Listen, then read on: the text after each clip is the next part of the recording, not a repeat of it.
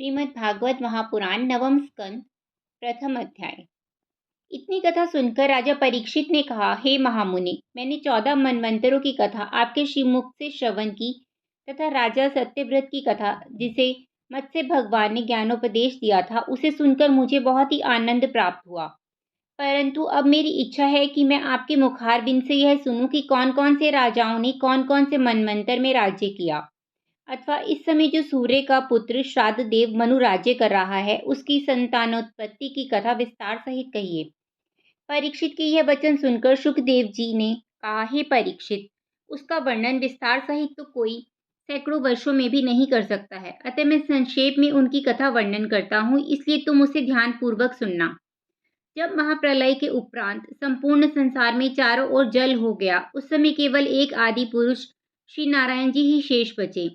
तब उनकी यह इच्छा हुई कि संसार को उत्पन्न करके अपना स्वरूप स्वयं देखूं। उस समय एक कमल का फूल श्री नारायण जी की नाभि द्वारा उत्पन्न हुआ। उस पुष्प से ब्रह्मा जी प्रकट हुए। उन्होंने श्री नारायण जी के आदेशानुसार मनु नामक एक पुत्र की रचना की। उस मनु के हृदय से मरीचि ऋषि उत्पन्न हुए और उनसे एक कश्यप नामक बालक की उत्पत्ति हुई। कश्यप से सूर्य उत्पन्न हुए और सूर्य से श्राद्धदेव मनु का जन्म हुआ। जब श्राद्धदेव की कोई संतान उत्पन्न नहीं हुई तब उसने वशिष्ठ ऋषि से प्रार्थना की, हे ऋषीश्वर, आप कोई ऐसा प्रयत्न कीजिए जिससे मेरे यहाँ कोई पुत्र उत्पन्न हो जाए। वशिष्ठ जी ने कहा कि तेरे यज्ञ करने से तेरे पुत्र उत्पन्न हो जाएगा। जब श्राद्धदेव मनु की पत्नी ने वशिष्ठ जी के साथ ही ब्राह्मण से जो हवन कुंड में घृत की आहुति दे रहा था कहा कि हे विप्रदेव, मेरी यह इच्छा है कि मेरे यहाँ एक अत्यंत रूपवती कन्या का जन्म हो जाए। तब उस ब्राह्मण ने कन्या उत्पन्न होने के निमित्त मंत्र पढ़कर आहुति दे दी, जिसके फलस्वरूप उसके यहाँ एक अत्यंत सुंदर कन्या का जन्म हुआ। तब वशिष्ठ जी ने उसका नाम ईला देवी रख दिया। उस समय श्राद्धदेव मनु बोले कि हे मुनिनाथ, मैंने तो पुत्रोत्पत्ति के निमित्त यज्ञ की रचना की थी, फिर बड़े ही आश्चर्य की बात है कि मंत्र का फल विपरीत होकर कन्या कैसे उत्पन्न हो गई। तब वशिष्ठ जी ने कहा, हे श्राद्धदेव, तेरी स्त्री ने कन्या होने की कामना आहुति देने वाले पंडित से प्रकट की थी, इसलिए तेरे यहाँ कन्या का जन्म हुआ है। वशिष्ठ जी ने कहा, हे राजन, तू हताश मत हो, ईश्वर से प्रार्थना करके उस पुत्री को ही पुत्र बना दूंगा। वशिष्ठ जी के यह वचन सुनकर राजा श्राद्धदेव बड़े हर्षित हुए। तत्पश्चात वशिष्ठ जी ने श्री नारायण जी का स्मरण करके जब अपने ब्रह्म तत्व से उनकी प्रार्थना की, तब प्रभु श्री लक्ष्मीपति ने उन्हें अपना दर्शन देते हुए कहा, हे वशिष्ठ, मैं तुमसे बहुत प्रसन्न हूँ, अतः तुम अपना मनोरथ प्रकट करो। तब वशिष्ठ जी हाथ जोड़कर दंडवत करते हुए बोले, हे भक्तवत्सल, मेरी इच्छा है कि यह पुत्री पुत्र हो जाए। भगवान ने कहा, तथास्तु, ऐसा ही होगा। वचन त्रिलोकीनाथ के मुख से निकलते ही जब वह कन्या सुंदर पुत्र के रूप में होकर खेलने लगी, तब राजा ने उसका सुद्युम्न नाम रखा और अत्यंत आनंद मनाया। तदुपरांत ब्राह्मणों एवं दरिद्रों को बहुत सा मन चाहा दान एवं दक्षिणा देकर उस पुत्र को बड़ी धूमधाम से राज सिंहासन पर बैठा दिया। तब वह धर्म पूर्वक राज्य करते हुए प्रजा का पालन करने लगा।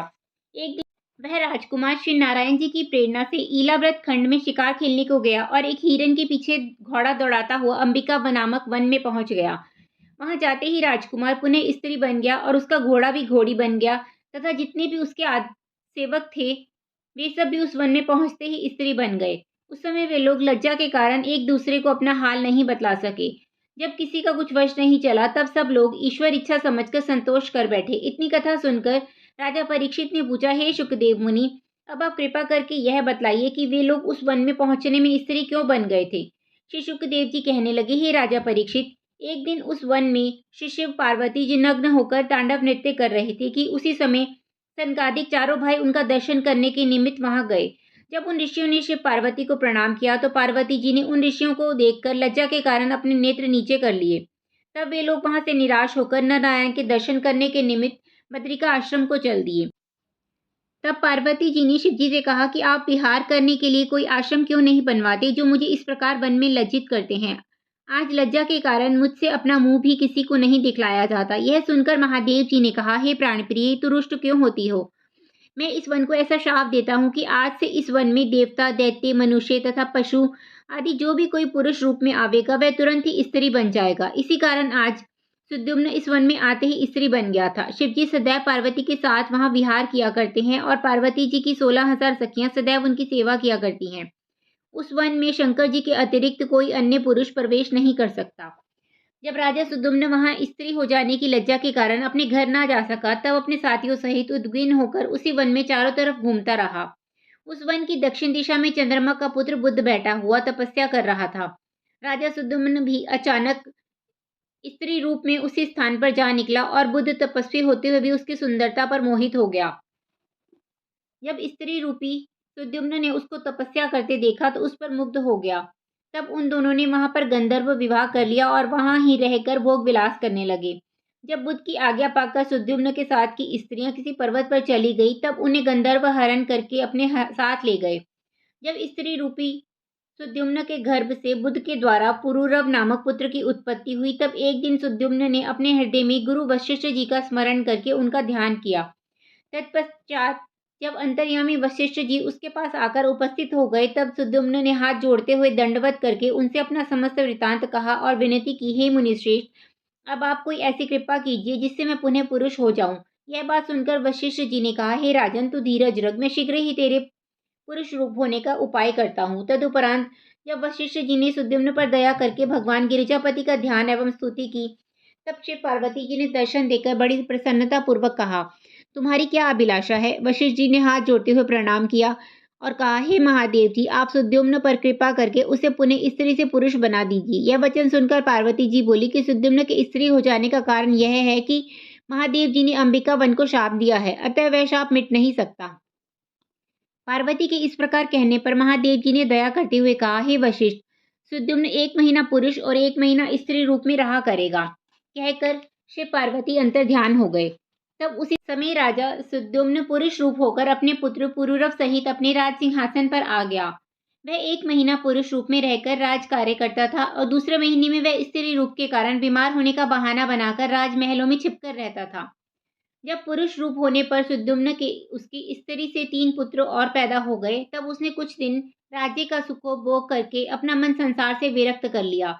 तदुपरांत उसने अपने तीनों पुत्रों को, जो उसकी स्त्री से पैदा हुए थे, उन्हें दक्षिण दिशा का राज्य दे दिया और अपने द्वारा कुछ दिन तक उत्पन्न हुए पुत्र पुरूरव को, जो बुद्ध के वीर्य से पैदा हुआ था, अपने राज सिंहासन पर आरूढ़ करके स्वयं वन में जाकर कुछ दिनों तक भगवत स्मरण करके मोक्ष को प्राप्त हो गया। तत्पश्चात राजा पुरूरव द्वारा चंद्रवंश तथा सुद्युम्न के अन्य तीनों पुत्रों द्वारा सूर्यवंश की उत्पत्ति हुई। दूसरा अध्याय। श्री शुकदेव जी कहने लगे, हे राजा परीक्षित, जब राजा सुद्युम्न वन में अपना शरीर छोड़कर मुक्ति को प्राप्त हो गया, तब उसके पिता शाददेव ने और संतानोत्पत्ति के निमित्त श्री नारायण जी की तपस्या की, तो नारायण जी की इच्छा से उसकी श्रद्धा नामक स्त्री से 10 पुत्रों की उत्पत्ति हुई। तब उसने अपने ज्येष्ठ पुत्र का नाम इक्ष्वाकु रखा, दूसरे पुत्र का नाम प्रखंदर हुआ। वह दिन में गुरु वशिष्ठ की गौ को चराता हुआ रात्रि में उनकी रखवाली किया करता था। एक दिन वर्षा ऋतु में रात्रि के समय एक सिंह ने एक गाय को आ पकड़ा। तब गौ का बुरी तरह डकारना सुनकर प्रखंदर उठा और उसने बिजली की चमक में सिंह को देखकर उस पर तलवार का प्रहार किया, परंतु वह तलवार सिंह का एक कान काटती हुई गाय के पेट में घुस गई, इसलिए वह गाय तुरंत ही मृत्यु को प्राप्त हो गई। तदुपरांत प्रातःकाल जब वशिष्ठ जी ने उस गाय को मरा हुआ देखा, तो क्रोधित होकर प्रखंदर को यह शाप दिया कि तेरी तलवार से गौ की हत्या हुई है, अतः तू शूद्र हो जा। वशिष्ठ जी के शाप के कारण प्रखंदर ने राज्य का मोह त्याग वन में घोर तपस्या की और श्रीहरि भगवान का भक्त बन गया। वह ब्रह्मचर्य धारण कर वन में श्रीहरि स्मरण करने लगा। एक दिन वन में आग लग जाने से वह भस्म हो गया। हे परीक्षित, शाददेव का तीसरा पुत्र कवि नाम का था। वह परमहंस हो गया। करुष नामक चौथे पुत्र से कारुष जाति के क्षत्रिय उत्पन्न हुए। उन्होंने उत्तर दिशा का राज्य संभाला। 5वें पुत्र का नाम घिरिष्ट था। उसके द्वारा घरिष्ठ जाति के क्षत्रिय पैदा हुए। वे अपने शुभ कर्मों से ब्राह्मण तत्व को प्राप्त हो गए। नृग नामक छठे पुत्र के वंशज सुमंत से लेकर अग्निवंश तक जो क्षत्रिय रहे, तदुपरांत वे अग्निवंशी भी ब्राह्मण बन गए। नबक नामक 7वें पुत्र का नाभ नामक पुत्र हुआ। उसके कई पीढ़ियों बाद मरुत नामक एक ऐसा प्रतापी एवं चक्रवर्ती राजा हुआ, जिसके बराबर किसी दूसरे राजा ने यज्ञ नहीं किए थे। उसी वंश में एक तृणबिंदु नामक राजा ने अलंबुका नामक अप्सरा के विवाह किया। उस अप्सरा द्वारा ईड़बीड़ा नामक एक कन्या का जन्म हुआ, जो विश्रवा नामक ऋषि को ब्याही गई। उस ईड़बीड़ा के गर्भ से कुबेर का जन्म हुआ। तृणबिंदु नामक राजा के विशाल नामक एक दूसरे पुत्र ने वैशाली नामक नगरी बसाई थी। उसके वंश में हेमचंद्र और सोमदत्त आदि कई धर्मात्मा राजाओं का जन्म हुआ। तीसरा अध्याय। श्री शुकदेव जी बोले, हे राजा परीक्षित, उसी व्यवस्थव मनु का एक पुत्र सरयाति नामक राजा था। उसके यहाँ एक सुकन्या नामक बहुत रूपवती कन्या का जन्म हुआ। राजा उस कन्या को बहुत प्यार करता था और दिन रात उसे अपने साथ ही रखता था। एक दिन वह राजा अपनी स्त्री और उस कन्या के सहित वन में शिकार खेलने को गया। वहां वह कन्या अपनी सखियों के साथ जहां तहां घूम रही थी कि उसने अपने डेरे के पास ही मिट्टी के एक ढेर में दो छिद्र चमकते हुए देखे। तब सुकन्या ने अपने चंचल स्वभाव के कारण उन दोनों छिद्रों में कांटा चुभो दिया। वह दोनों छिद्र च्यवन ऋषि के नेत्र थे, अतः कांटा चुभाने पर उनसे रक्त निकलने लगा। यह देखकर सुकन्या भयभीत हो अपनी सखियों के साथ डेरे में चली आई। तदुपरांत राजा की सेना के सभी सिपाहियों तथा हाथी, घोड़ा, ऊंट आदि पशुओं का मल मूत्र बंद हो गया और उनके उदर में बड़ा भारी दर्द होना शुरू हो गया। हे राजा परीक्षित, यह देखकर राजा सरयाति उद्विग्न होकर उस वन में निवासियों से पूछने लगा, हे भाइयों, यह कैसा वन है जो हमारे सैनिक लोग दुखी हो रहे हैं? यह सुनकर वहां के निवासियों ने उत्तर में कहा, हे राजन, यह च्यवन ऋषि का आश्रम है। तब राजा उस महर्षि के आश्रम पर गया जहां उनके नेत्रों से रक्त बह रहा था। रक्त को देखकर राजा ने अपने हृदय में समझ लिया कि इस मिट्टी के ढेर के अंदर ही च्यवन ऋषि बैठे होंगे। वे भगवत स्मरण में लीन हैं कि इन्हें अपने देह की कुछ भी सुध बुध नहीं है। तब राजा ने अपने साथियों से ऋषि के नेत्रों में कांटा चुभाने के संबंध में पूछताछ की। उस समय उसकी पुत्री सुकन्या ने बताया कि हे पिताजी, यह गलती मुझसे ही अनजाने में हो गई है। सुकन्या के वचन सुनकर पहले तो राजा बड़ा चिंतित हुआ, लेकिन बाद में धीरज धर उस आश्रम पर जाकर ऋषि की स्तुति करने लगा। तत्पश्चात जब राजा ने अपने हाथों से उस मिट्टी को हटाया, तब उस ऋषि की समाधि खुल गई। तब राजा ने हाथ जोड़कर दंडवत करते हुए च्यवन ऋषि से कहा, हे भगवान, मेरी पुत्री से आपका यह अपराध अनजाने में बन गया है, इसलिए मैं इसे आपकी सेवा के लिए अर्पण करता हूँ। अब आप कृपा करके ऐसा आशीर्वाद दीजिए जिससे मेरे साथ आए प्राणियों की पीड़ा नष्ट हो जाए। हे परीक्षित, राजा सरयाति की विनती से प्रसन्न होकर ऋषि ने ऐसा आशीर्वाद दिया कि तुरंत ही सबके उदर का दर्द बंद हो गया। तदुपरांत राजा ने अपनी पुत्री सुकन्या का विवाह च्यवन ऋषि के साथ कर दिया और उसे वहीं पर छोड़ स्वयं अपनी स्त्री एवं सेना को साथ लेकर अपने नगर को चला आया। तब राजा के चले जाने के बाद च्यवन ऋषि फिर 14 वर्ष के लिए समाधिस्थ हो गए। उस समय वे अपने नेत्र बंद किए मौन होकर बैठे रहे। उन 14 वर्षों तक वह राजकन्या भी निर्जल व्रत करते हुए उनकी सेवा करती रही। हे राजा परीक्षित, यह राजपुत्र इतनी सुंदर थी कि जिस समय च्यवन ऋषि समाधि लगाए बैठे थे और वे उनके समीप हाथ जोड़े बैठी थी, उस समय देवराज इंद्र ने उनके समीप आकर उससे कहा, हे राजपुत्री, तू यहाँ रहकर क्यों इतना दुख सहन कर रही है? तू मेरे साथ चल, मैं तुझे अपनी रानी बना लूंगा। लेकिन उस पतिभक्त मुनि पत्नी ने इंद्र की ओर देखा तक नहीं और वह उन ऋषि को ही अपना पति परमेश्वर समझकर उनके ही चरणार विंदों में ध्यान करती रही। जब 14 वर्ष पश्चात उनकी समाधि खुली, उस समय ऋषि ने देखा कि वह राजपुत्री भक्ति पूर्वक हाथ जोड़ के उनके समक्ष खड़ी है। उस समय ऋषि का शरीर केवल अस्थि मात्र ही रह गया था, परंतु फिर भी अपने प्रति उस राजपुत्री का ऐसा अपूर्व प्रेम देखकर च्यवन ऋषि के हृदय में उसके प्रति अत्यंत श्रद्धा एवं विश्वास उत्पन्न हो गया। उसी दिन भगवान की इच्छा से अश्विनी कुमार वैद्य वहां आए तथा ऋषिश्वर को दंडवत करते हुए विनय करते हुए बोले, जो आज्ञा हो सो आपकी सेवा करे। च्यवन ऋषि बोले, आप हमारी आंखें अच्छी करके मुझे तरुण कर दो तो मैं आपको मुंह मांगी वस्तु दूं। अश्विनी कुमार ने औषध का कुंड बनाकर ऋषिवर को उसमें स्नान कराया तो उसी समय उनकी आंखें अच्छी हो गई और वे अति सुंदर हो गए। उनकी 16 वर्ष की उम्र हो गई। तब राजकन्या उन्हें देखकर अति प्रसन्न हुई। च्यवन ऋषि ने आनंद पूर्वक अश्विनी कुमार से कहा कि जो मांगो सो दूं। यह वचन सुनकर अश्विनी कुमार बोले, हे महाराज, हम देवताओं की औषधि करते हैं, इसलिए देवता लोग अपनी पंक्ति में हमें भोजन करने के लिए नहीं बैठाते और सौम्य यज्ञ में हमारा भाग नहीं देते। सो आप दयालु होकर ऐसा वर दीजिए जिससे कि हमें भी भाग मिले। ऋषिवर बोले, तुम धैर्य रखो, तुम्हारा मनोरथ पूर्ण होगा। जब अश्विनी कुमार वरदान पाकर आनंद पूर्वक वहां से विदा हुए, तब ऋषिश्वर ने राजकन्या से कहा कि मैं तपस्वी हूँ, संसारी सुख की इच्छा नहीं रखता, सदा विरक्त रहता हूँ, परंतु तेरे प्रतिव्रत धर्म से हम अति प्रसन्न हैं, इसलिए संसारी सुख के सब पदार्थ संयुक्त करके तेरे साथ भोग विलास करेंगे। ऐसा कहकर ऋषिवर महाराज ने अपने योग बल से उसी जगह सुवर्ण का रत्न जड़ित एक मकान, बाग एवं तड़ागादिक समेत ऐसा प्रकट किया कि जिसमें हरि इच्छा से संसारी सुख की समस्त वस्तुएं रखी थी। तब ऋषिश्वर ने राजकन्या से कहा कि तू इस तड़ाग में स्नान कर। जैसे ही उसने तालाब में गोता मारा, वैसे ही 16 वर्ष की देवकन्या के समान सुंदरी हो गई और 1000 दासी रूपवती भूषण व वस्त्र पहने हुए उसके साथ तालाब में से प्रकट हुई। जब उन्होंने राजकन्या को उत्तम वस्त्र आभूषण पहनाकर 16 श्रृंगार उसके कर दिए, तब च्यवन ऋषिवर ने राजकन्या से अपना विवाह करके भोग विलास करने लगे। कुछ दिन बाद एक रोज राजा सरयाती ने अपनी स्त्री से कहा कि जिस दिन से हम अपनी प्राण प्यारी कन्या को उस वन में ऋषिवर को सौंप कर आए हैं, तब से उसका कुछ समाचार नहीं मिला और बिना प्रयोजन उसको अपने घर बुला नहीं सकते। सो मैं चाहता हूँ कि अपने यहाँ यज्ञ करके इस बहाने से च्यवन ऋषिवर को कन्या समेत अपने घर बुलाएं, तो पुत्री का समाचार भी मालूम होवे। जब रानी ने भी यह बात पसंद की, तब राजा यज्ञ की तैयारी करके च्यवन ऋषिवर को बुलाने गए। उनके स्थान पर पहुंचकर क्या देखा कि वहां टीला व झोंपड़ी कुछ नहीं है, एक सुंदर मकान और बाग बना है। उसे देखकर राजा ने आश्चर्य मानकर मन में कहा कि इस वन में ऐसा स्थान किसने बनवाया है।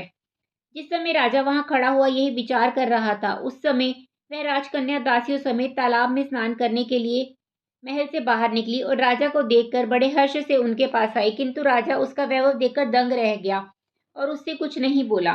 तब राजकन्या बोली, हे पिताजी, मुझे नहीं पहचाना जो मुझे गले नहीं लगाया। राजा बोला कि तेरे माता पिता का उत्तम कुल है, किंतु तूने दूसरा पति करके कलंकित कर दिया। यह वचन सुनकर वह बोली कि आप ऐसा संदेह ना करें, मैंने दूसरा पति नहीं किया। यह सब वैभव जो देख रहे हो ऋषिवर महाराज ने अपने योग बल से प्रकट किया है। यह वचन सुनकर राजा ने बड़े हर्ष से अपनी कन्या को प्यार किया। जब मंदिर में जाकर च्यवन ऋषिश्वर को अश्वनी कुमार के समान अति सुंदर एवं तरुण देखा, तब आनंद पूर्वक दंडवत करके उनसे विनती की, हे महाराज, मैं सोम यज्ञ करना चाहता हूँ, सो आप भी कृपा करके उस यज्ञ में पधारिए। च्यवन ऋषिश्वर अपनी स्त्री समेत राजा के साथ गए तो रानी अपनी बेटी और दामाद को देखकर बड़ी हर्षित हुई। तब च्यवन ऋषिवर ने राजा के यहाँ यज्ञ आरंभ किया तथा ऋषिश्वर ने देवताओं से कहा कि यज्ञ में अश्विनी कुमार को भी भाग दो। यह वचन सुनकर इंद्र बोले कि अश्विनी कुमार वैद्य हैं, वे रोगियों को छूते हैं, इसलिए उनको यज्ञ का भाग नहीं देना चाहिए। च्यवन ऋषिश्वर बोले, हे इंद्र, मैं अश्विनी कुमार को यज्ञ में भाग देने का वचन दे चुका हूँ, इसलिए उन्हें भाग अवश्य दूंगा। तब इंद्र ने क्रुद्ध होकर कहा, हे ऋषि, यदि तुम हमारा कहना न मानकर अश्विनी कुमार को यज्ञ में भाग दोगे तो हम तुम्हें मार डालेंगे। इतना कहकर ज्यों ही इंद्र ने ऋषि को मारने के लिए अपनी गदा उठाई, त्यों ही ऋषि के तपोबल से उसका हाथ जैसे का तैसा उठा रह गया। यह देखकर इंद्र लज्जित हुआ तथा कष्ट पाने लगा। उस समय देवताओं ने उसे समझाते हुए कहा, हे इंद्र, आपने च्यवन ऋषि के प्रति अनुचित बर्ताव किया है, अब तुम उन्हीं से अपना अपराध क्षमा करवाओ। यह वचन सुनकर इंद्र ने ऋषि जी से प्रार्थना करते हुए कहा, हे प्रभु, आप महात्मा हैं, मैंने अज्ञान के कारण आपकी महिमा न जानकर जो अपराध किया उसका फल मैंने पा लिया। अब आप कृपा करके मेरा अपराध क्षमा कीजिए और अश्विनी कुमारों को यज्ञ में भाग दे दीजिए, हमें आपकी आज्ञा स्वीकार है। यह सुनकर च्यवन ऋषि ने व्याग्र होकर अपने हाथ से इंद्र का हाथ ठीक कर दिया। च्यवन ऋषि तथा देवताओं ने अश्विनी कुमारों को मीठे सोम के रूप में यज्ञ का भाग दिया। इस प्रकार राजा का यज्ञ सानंद संपूर्ण हुआ। चौथा अध्याय। श्री शुकदेव जी बोले, हे राजन, राजा सरयाती की संतानों में अम्बरीश नामक राजा ऐसा वैष्णव तथा हरिभक्त हुआ कि उसे ब्राह्मण का शाप भी नहीं लगा। यह सुनकर परीक्षित ने कहा, हे प्रभु, ब्राह्मण का शाप मिथ्या हो जाए, यह तो बड़े आश्चर्य की बात है। फिर ऐसे वैष्णव राजा को किसी ब्राह्मण ने शाप दिया ही क्यों? सुखदेव जी ने कहा, हे परीक्षित, कथा इस प्रकार है कि राजा अम्बरीश सच्चे मन से श्रीहरि का स्मरण एवं पूजा करते हुए राजकाज करता था। उसके यज्ञ में देवता, ऋषि तथा ब्राह्मण साक्षात उपस्थित होकर अपना भाग स्वीकार करते थे। दिन रात श्री परमपिता का भजन पूजन करता, हरि चरित्रों को सुनता तथा संसारी व्यवहारों को स्वप्न के समान समझता था। उसे परम भक्त जानकर श्रीहरि भगवान ने अपने सुदर्शन चक्र द्वारा उसके राज्य और देश की रक्षा किया करते थे। राजा की पत्नी भी परम वैष्णव एवं पतिपरायण थी। वे दोनों अपने हृदय में श्रीहरि का ध्यान रहते हुए दशमी को अल्पाहार और एकादशी को निर्जल व्रत रखते थे। प्रत्येक द्वादशी को राजा विधि पूर्वक 60 करोड़ गो ब्राह्मणों को दान देकर तथा उन्हें भोजन कराकर व्रत का पालन करता था। 1 वर्ष तक ऐसी ही एकादशी करने का राजा ने नियम लिया और इसे अखंडा एकादशी कहते हैं। एक बार ऐसा हुआ कि एकादशी के दूसरे दिन द्वादशी केवल 2 घड़ी की ही थी। उस दिन प्रातःकाल दुर्वासा ऋषि राजा अम्बरीश के धर्म की परीक्षा लेने के लिए अपने 88,000 शिष्यों के साथ उनके घर जाकर भोजन की मांग करने लगे।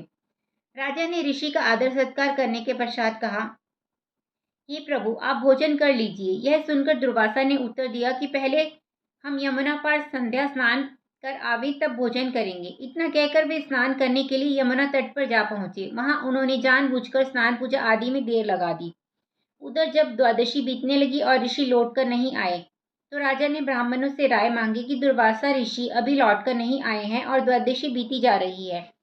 त्रयोदशी में व्रत का पारण नहीं होता, अतः ऐसी स्थिति में क्या करना चाहिए? तब ब्राह्मणों ने यह आज्ञा दी कि हे राजन, तुम्हें श्री ठाकुर जी का चरणामृत लेकर व्रत का पारण कर लेना चाहिए। ब्राह्मणों की आज्ञानुसार राजा ने चरणामृत लेकर द्वादशी में पारण कर लिया। जब द्वादशी बीत गई तब दुर्वासा ऋषि भी स्नान करके लौट आए। राजा ने उनसे भोजन करने का आग्रह किया। उस समय दुर्वासा ऋषि ने भोजन करने से पहले राजा से पूछा, हे राजन, तू अपने व्रत का पारण सदैव द्वादशी तिथि में करता था, लेकिन द्वादशी बीत गई सो तूने पारण किया नहीं। राजा ने उत्तर दिया, हे प्रभु, मैंने भोजन तो अभी नहीं किया, परंतु ब्राह्मणों की आज्ञा अनुसार चरणामृत लेकर पारण कर लिया है। राजा के मुख से ऐसे वचन सुनकर दुर्वासा ऋषि ने अत्यंत क्रुद्ध होकर कहा, हे राजन, तूने हमें भोजन कराने के लिए न्योता दिया था, परंतु हमारे आने से पहले ही तूने व्रत तोड़ लिया। यह हमारा अपमान है। ऐसा कहकर दुर्वासा ऋषि ने अपनी जटा में से एक बाल तोड़कर पृथ्वी पर पटक दिया। हे परीक्षित, दुर्वासा ऋषि के उस बल से कृत्या नामक अग्नि प्रकट होकर राजा को जलाने के लिए दौड़ी। उस समय श्री नारायण जी के सुदर्शन चक्र ने अम्बरीश की रक्षा की। श्रीहरि का आज्ञा पालक सुदर्शन चक्र उस कृत्या के पास जा पहुंचा। उसके तेज से कृत्या का शरीर स्वयं ही जलने लगा और वह राख का ढेर हो गई।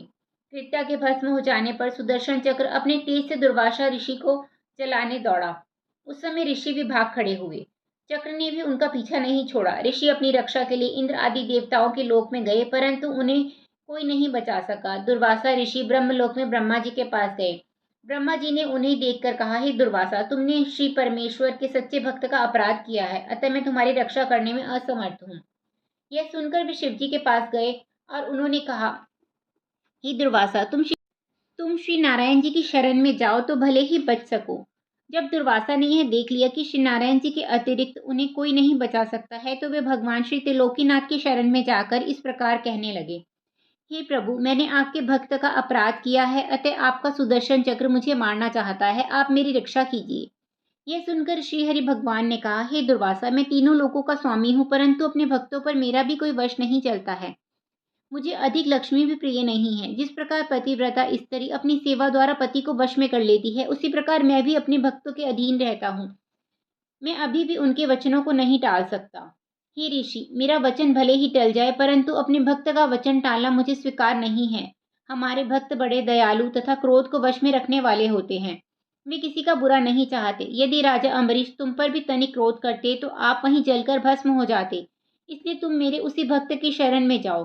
राजा अम्बरीश ही आपकी रक्षा कर सकेंगे। 5वां अध्याय। श्री शुकदेव जी ने कहा, हे राजन, जब दुर्वासा ऋषि श्री बैकुंठनाथ भगवान के पास पहुंचकर निराश हो गए, तब वे अत्यंत लज्जित होकर राजा अम्बरीश के पास लौट आए और खड़े हो गए।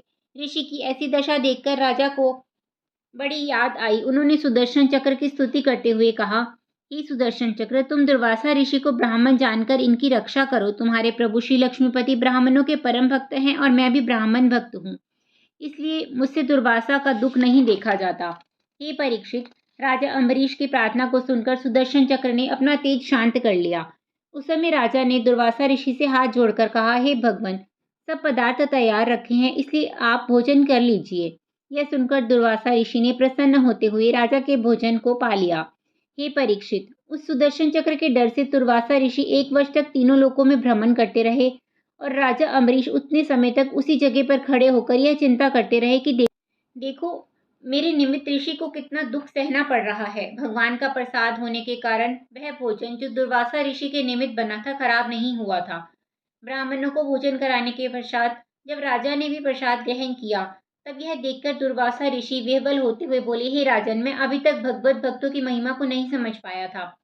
वास्तव में हरि भक्त सर्वश्रेष्ठ है। हे अम्बरीश, तुम परम धन्य हो जो तुमने मेरे जैसे अपराधी के निमित्त भी 1 वर्ष तक खड़े रहकर कष्ट सहन किया और प्रभु से प्रार्थना करके मुझे उस सुदर्शन चक्र के महान रोष से मुक्त कर दिया। उस समय वहां जो भी ब्राह्मण, ऋषि, मुनि एवं भक्तगण बैठे थे, वे सब राजा की बुरी बुरी प्रशंसा करने लगे। 6वां अध्याय। श्री शुकदेव जी बोले, हे परीक्षित, अम्बरीश के वंश में एक इक्ष्वाकु नामक महायशस्वी राजा हुआ। एक दिन वह अपनी ज्येष्ठ पुत्र शाशत से बोला, हे पुत्र, तुम वन में जाकर पशु को ले आओ तो मैं उससे पितरों को श्राद्ध कर दूं। यह बात सुनकर राजपुत्र ने वन में पहुंचकर एक हिरण को मारा। भूख लगने के कारण उसमें से थोड़ा सा मांस खा लिया, और शेष मांस राजा को लाकर दे दिया। जब राजा श्राद्ध करने लगा तब वशिष्ठ जी राजा से बोले, हे राजन, यह मांस झूठा है, क्योंकि इसमें से थोड़ा सा मांस भूख लगने के कारण तेरे पुत्र ने खा लिया है, इसलिए यह श्राद्ध योग्य नहीं रहा। यह वचन सुनकर राजा ने क्रोधित होकर पुत्र को देश निकाला दे दिया। जब राजा इक्ष्वाकु की मृत्यु हो गई तब वशिष्ठ जी ने उसके पुत्र को बुलाकर उसका राज्याभिषेक कर दिया। तदुपरांत उसके कुल में एक पुरंजय नामक महाप्रतापी राजा उत्पन्न हुए।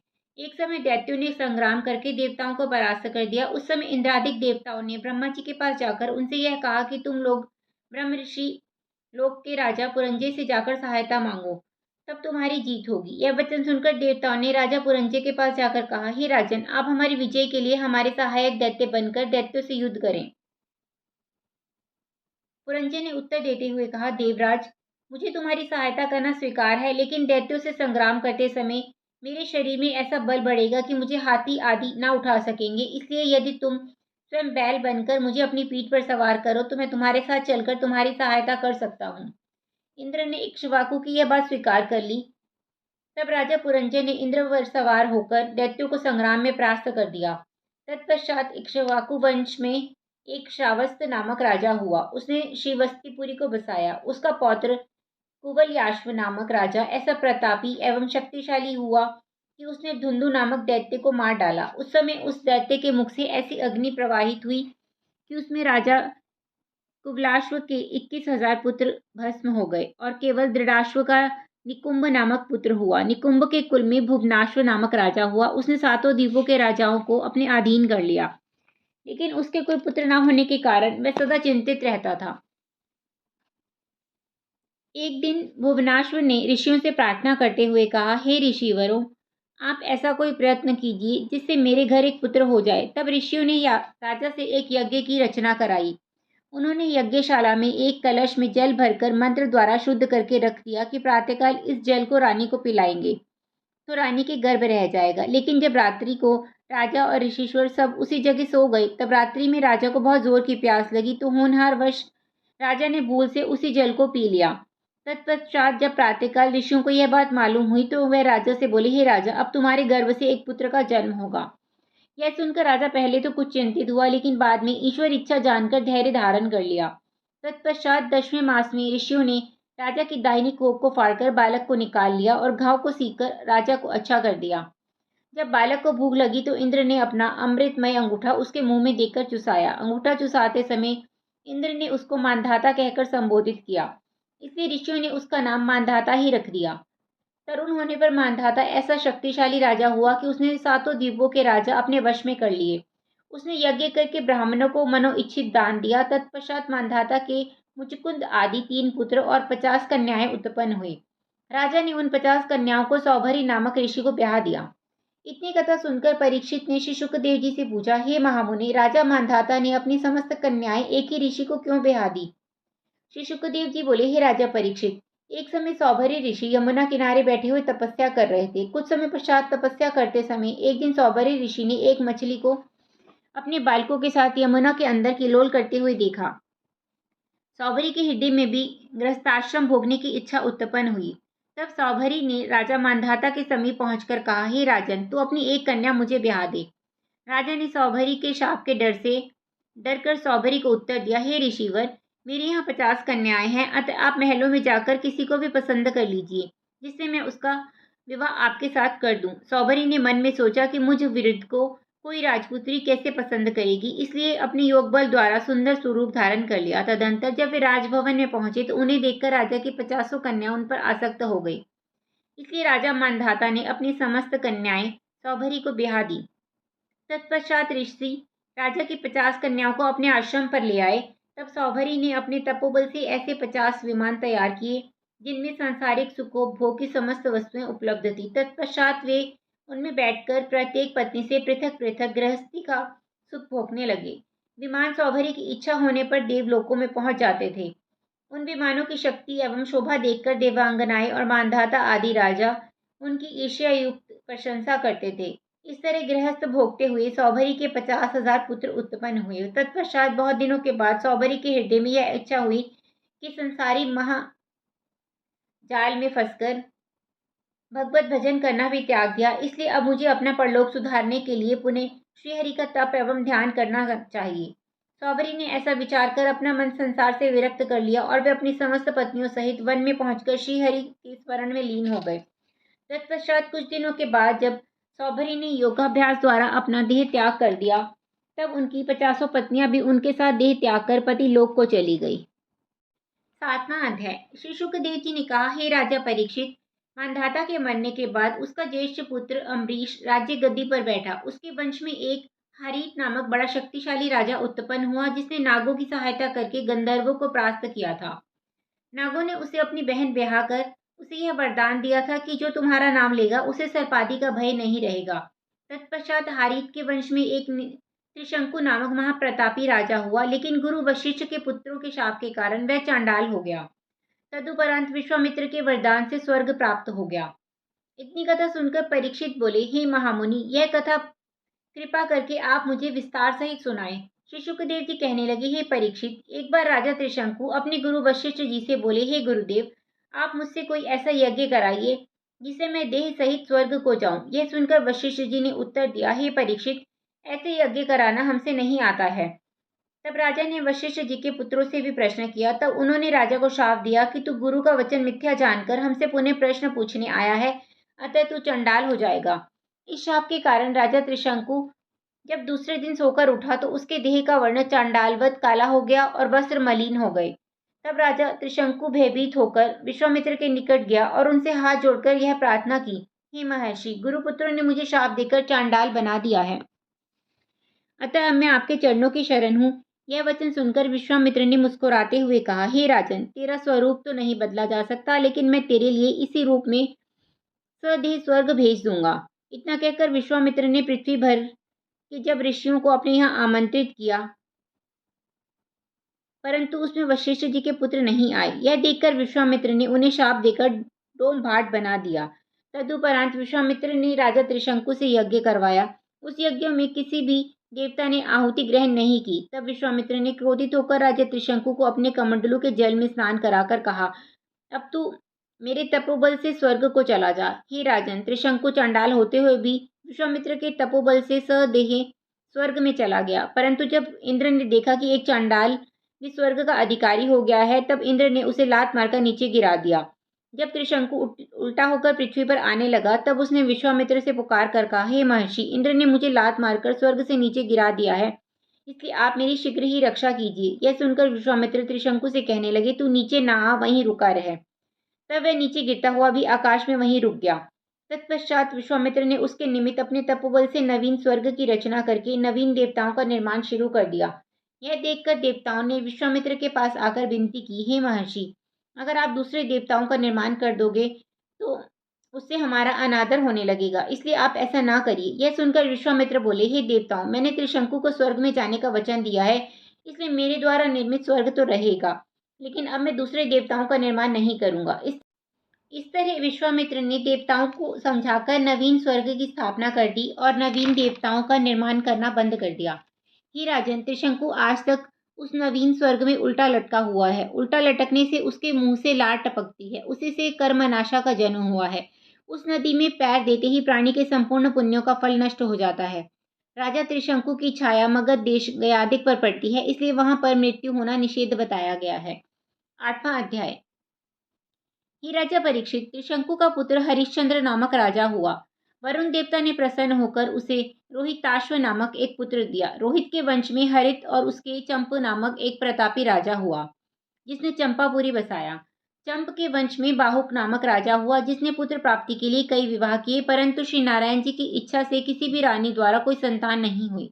इस दुख के कारण राजा अत्यंत उदास रहता था। एक दिन नारद जी ने आकर राजा से उदासी का कारण पूछा। राजा बाहुक ने कहा, हे प्रभु, मैंने अनेक विवाह किए, परंतु अभी तक मुझे पुत्र की प्राप्ति नहीं हुई। यह सुनकर नारद जी ने दया करके राजा को आशीर्वाद दिया कि तेरे घर पुत्र होगा। नारद जी की कृपा से रानी गर्भवती हो गई। जब तक पुत्र का जन्म नहीं हुआ था, उसी बीच में अन्य राजाओं ने युद्ध करके राजा बाहुक का राज्य अपने अधीन कर लिया। उस समय वह अपनी रानियों सहित वन में भाग गया और ऋषियों के समीप जाकर कुटी बनाकर रहने लगा। दैवयोग से वन में ही राजा बाहुक की मृत्यु हो गई। तब दुखी हो उसकी बड़ी रानी उसके साथ सती होने लगी। उसी समय महर्षि औरव ने ऋषियों को बताया कि इस रानी के उदर में बालक है जो जन्म लेने पर बड़ा तपस्वी होगा। यह बात सुनकर ऋषियों ने रानी को सती होने से रोक दिया। उसकी दूसरी सोतों को जब यह मालूम हुआ कि इसे गर्भ है, तो उन्होंने उसको भोजन में मिलाकर विष खिला दिया। यह जानकर मुनिगण घबराए, परंतु महर्षि औरव ने उनसे कहा, आप लोग चिंता न करो, यह बालक इस विष के प्रभाव से मरेगा नहीं। इसके विपरीत इस विष की ज्वाला से उसका तेज और भी अधिक प्रतापी एवं शत्रु विजयी बनकर जन्म लेगा। औरव जी की यह बात सुनकर रानी और ऋषियों को भी मन में कुछ संतोष हुआ। वे इस परमपिता परमात्मा की रचना को समझकर उसी में ध्यान करने लगे। श्री शुकदेव जी बोले, हे राजा परीक्षित, इस प्रकार बाहु तो परलोक सिधार गए। उनकी मृत्यु के बाद बड़ी रानी के गर्भ से एक अत्यंत तेजस्वी बालक का जन्म हुआ। विश्व को संस्कृत में गर कहा जाता है, अतः वह बालक गर विष जैसे उग्र स्वभाव से उत्पन्न हुआ था, इसलिए ऋषियों ने उसका नाम सगर रखा। बड़ा होने पर सगर ने सेना एकत्रित की और अन्य राजाओं को जीतकर अपने पिता का राज्य बहुत बढ़ा लिया। और को गुरु बनाकर राजा सगर ने धर्म पूर्वक अपनी प्रजा की रक्षा की और पालन किया। वह ऐसा प्रतापी राजा हुआ कि उसने ताजजंग तथा बर्बर आदि मलेच्छ राजाओं को जीतकर मारा नहीं, बल्कि उन्हें अनेक रूपों का बना डाला। उसने 2 विवाह किए। उसकी बड़ी रानी केशिनी के गर्भ से असमंजस नामक पुत्र हुआ और छोटी रानी सुमति से 60,000 पुत्र उत्पन्न हुए। असमंजस पूर्व जन्म का योगी था, अतः उसने प्रजा को कष्ट पहुंचाना आरंभ कर दिया। यह देखकर राजा ने उसे वनवास दे दिया और उसके पुत्र अंशुमान को, जो धर्मात्मा था, अपने पास रखा। हे परीक्षित, कुछ समय पश्चात राजा सगर से 100 अश्वमेघ यज्ञ करने का निश्चय किया। 99 यज्ञ तो उन्होंने भली प्रकार संपूर्ण कर लिए, परंतु जब उन्होंने 100वां यज्ञ आरंभ करके श्यामकर्ण घोड़ा छोड़ा, तो अपने 60,000 पुत्रों को उसकी रक्षा के लिए साथ कर दिया। उस समय इंद्र ने अपने मन में सोचा कि कहीं राजा सगर 100 अश्वमेघ यज्ञ करके मेरा इंद्रासन न छीन ले। ऐसा विचार करके इंद्र ने किसी छल से उस घोड़े को चुरा लिया और जहां कपिल मुनि तपस्या कर रहे थे, वहां उनके पीछे घोड़ा बांधकर आप इंद्रलोक को चला गया। जब राजकुमारों को अपना घोड़ा दिखाई नहीं दिया, तब उन्होंने उसकी खोज आरंभ की, परंतु जब कहीं भी पता न चला, तो राजा सगर के पास जाकर सब वृतांत कहते हुए इस प्रकार निवेदन किया, हे पिताजी, यदि आप आज्ञा दें तो हम पृथ्वी को खोदकर घोड़ा ढूंढें। राजा सगर ने आज्ञा दे दी। जब उन्होंने पृथ्वी को इस प्रकार खोदा कि भरत खंड में 7 छोटे छोटे समुद्र बना डाले, जब वे लोग घोड़े को ढूंढते हुए कपिल मुनि के आश्रम पर पहुंचे, तो उन्होंने यह देखा कि मुनि अपने नेत्र बंद किए तप कर रहे हैं और घोड़ा उनके पीछे बंधा हुआ। यह देखकर सब राजकुमारों की आवाज सुनकर कपिल मुनि की समाधि भंग हो गई, और जब मुनि ने क्रोधावश राजकुमारों की तरफ देखा, तो वे सब 60,000 सगर पुत्र उसी जगह भस्म होकर ढेर के रूप में हो गए। हे परीक्षित, जब राजा को बहुत दिनों के बाद भी अपने पुत्रों का कोई समाचार प्राप्त नहीं हुआ, तब राजा ने अपने पौत्र अंशुमान से कहा कि तुम जाकर अपने चाचाओं और घोड़े की खोज करो। पिता की आज्ञा मानकर अंशुमान उन्हें ढूंढता हुआ कपिल देव जी के आश्रम पर जा पहुंचा। वहां उसने मुनि को प्रणाम करके उनकी बहुत भांति से स्तुति की। तब कपिल मुनि ने प्रसन्न होकर अंशुमान से कहा, हे सगर पौत्र, तू अपना घोड़ा ले जा, लेकिन तेरे समस्त चाचा मेरी क्रोधाग्नि द्वारा भस्म हो चुके हैं, इसलिए जब गंगा जी पृथ्वी पर आवेगी तभी उनका उद्धार हो सकेगा। यह सुनकर अंशुमान ने कपिल देव को दंडवत कर श्यामकर्ण घोड़े को लेकर अपने पितामह राजा सगर के पास आकर सारा हाल कह सुनाया। यह सुनकर पहले तो उसे घोर दुख हुआ, परंतु बाद में ईश्वर इच्छा जानकर धैर्य धारण कर लिया। तदुपरांत अपना 100वां यज्ञ समाप्त करके वे अपने पौत्र अंशुमान को राज्य सिंहासन सौंपकर स्वयं वन में जाकर श्री नारायण जी का तप करने लग गए। 9वां अध्याय। श्री शुकदेव जी बोले, हे परीक्षित, कुछ समय तक धर्म राज्य करने के बाद राजा अंशुमान अपने पुत्र दिलीप को राजगद्दी पर बैठाकर स्वयं वन में पहुंचकर अपने 60,000 पितामहों के उद्धार के हेतु पृथ्वी पर गंगा जी का अवतरण करने के लिए श्री हरि का तप करके मुक्ति को प्राप्त हो गया।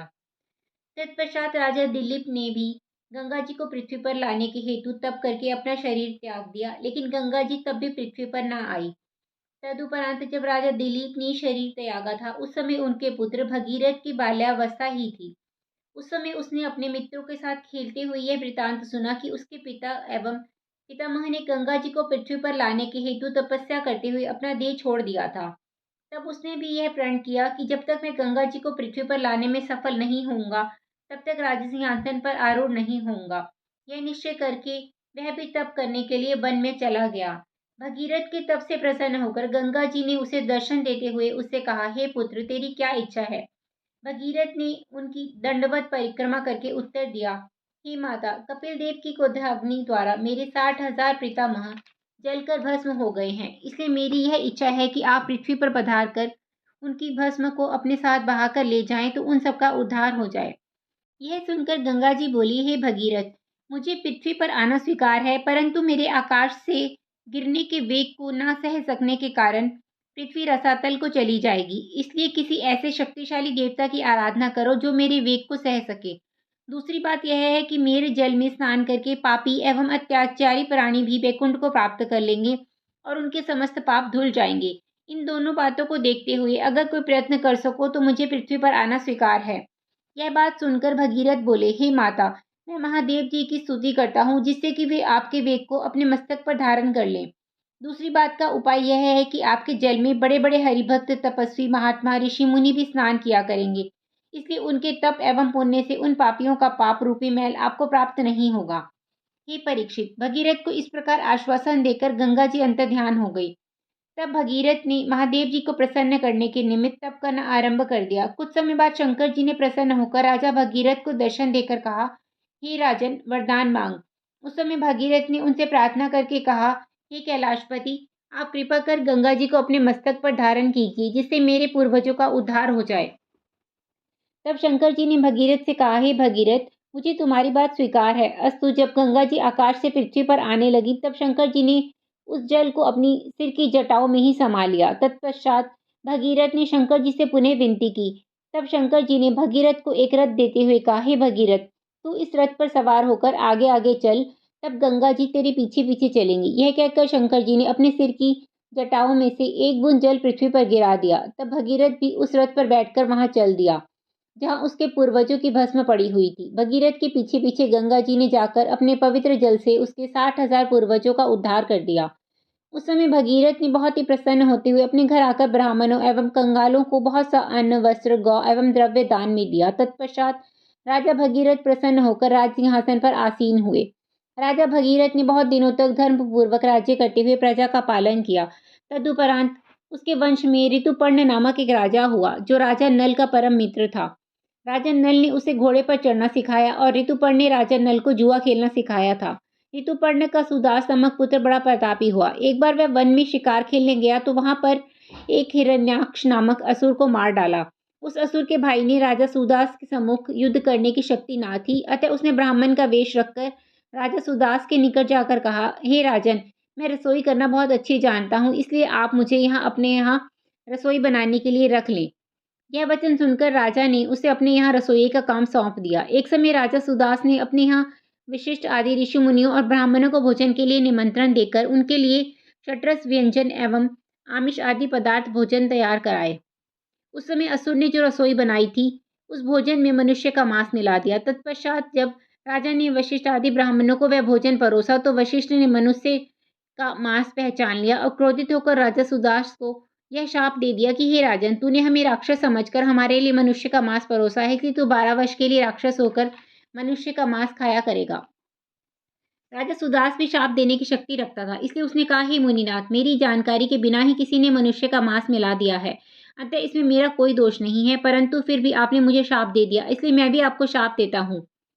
इतना कहकर जैसे ही राजा ने शाप देने के लिए अपने हाथ में जल लिया, वैसे ही उसकी स्त्री ने उसका हाथ पकड़कर कहा, हे नाथ, गुरुजी ने क्रोधावेश में यदि शाप दे दिया है, परंतु वे ही फिर दयालु होकर आपको वरदान भी दे देंगे, अतः आप इनको कोई भी शाप ना दीजिए। रानी के ऐसे वचन सुनकर राजा ने वह जल अपने पैरों पर डाल दिया, जिसके फलस्वरूप राजा के दोनों पांव काले पड़ गए। उसी दिन से सब लोग राजा को कलमाशपात कहने लग गए। मुनि के शाप के कारण राजा की बुद्धि राक्षसों जैसी हो गई थी, इसलिए वह मनुष्य को पकड़ पकड़ कर खा जाता था।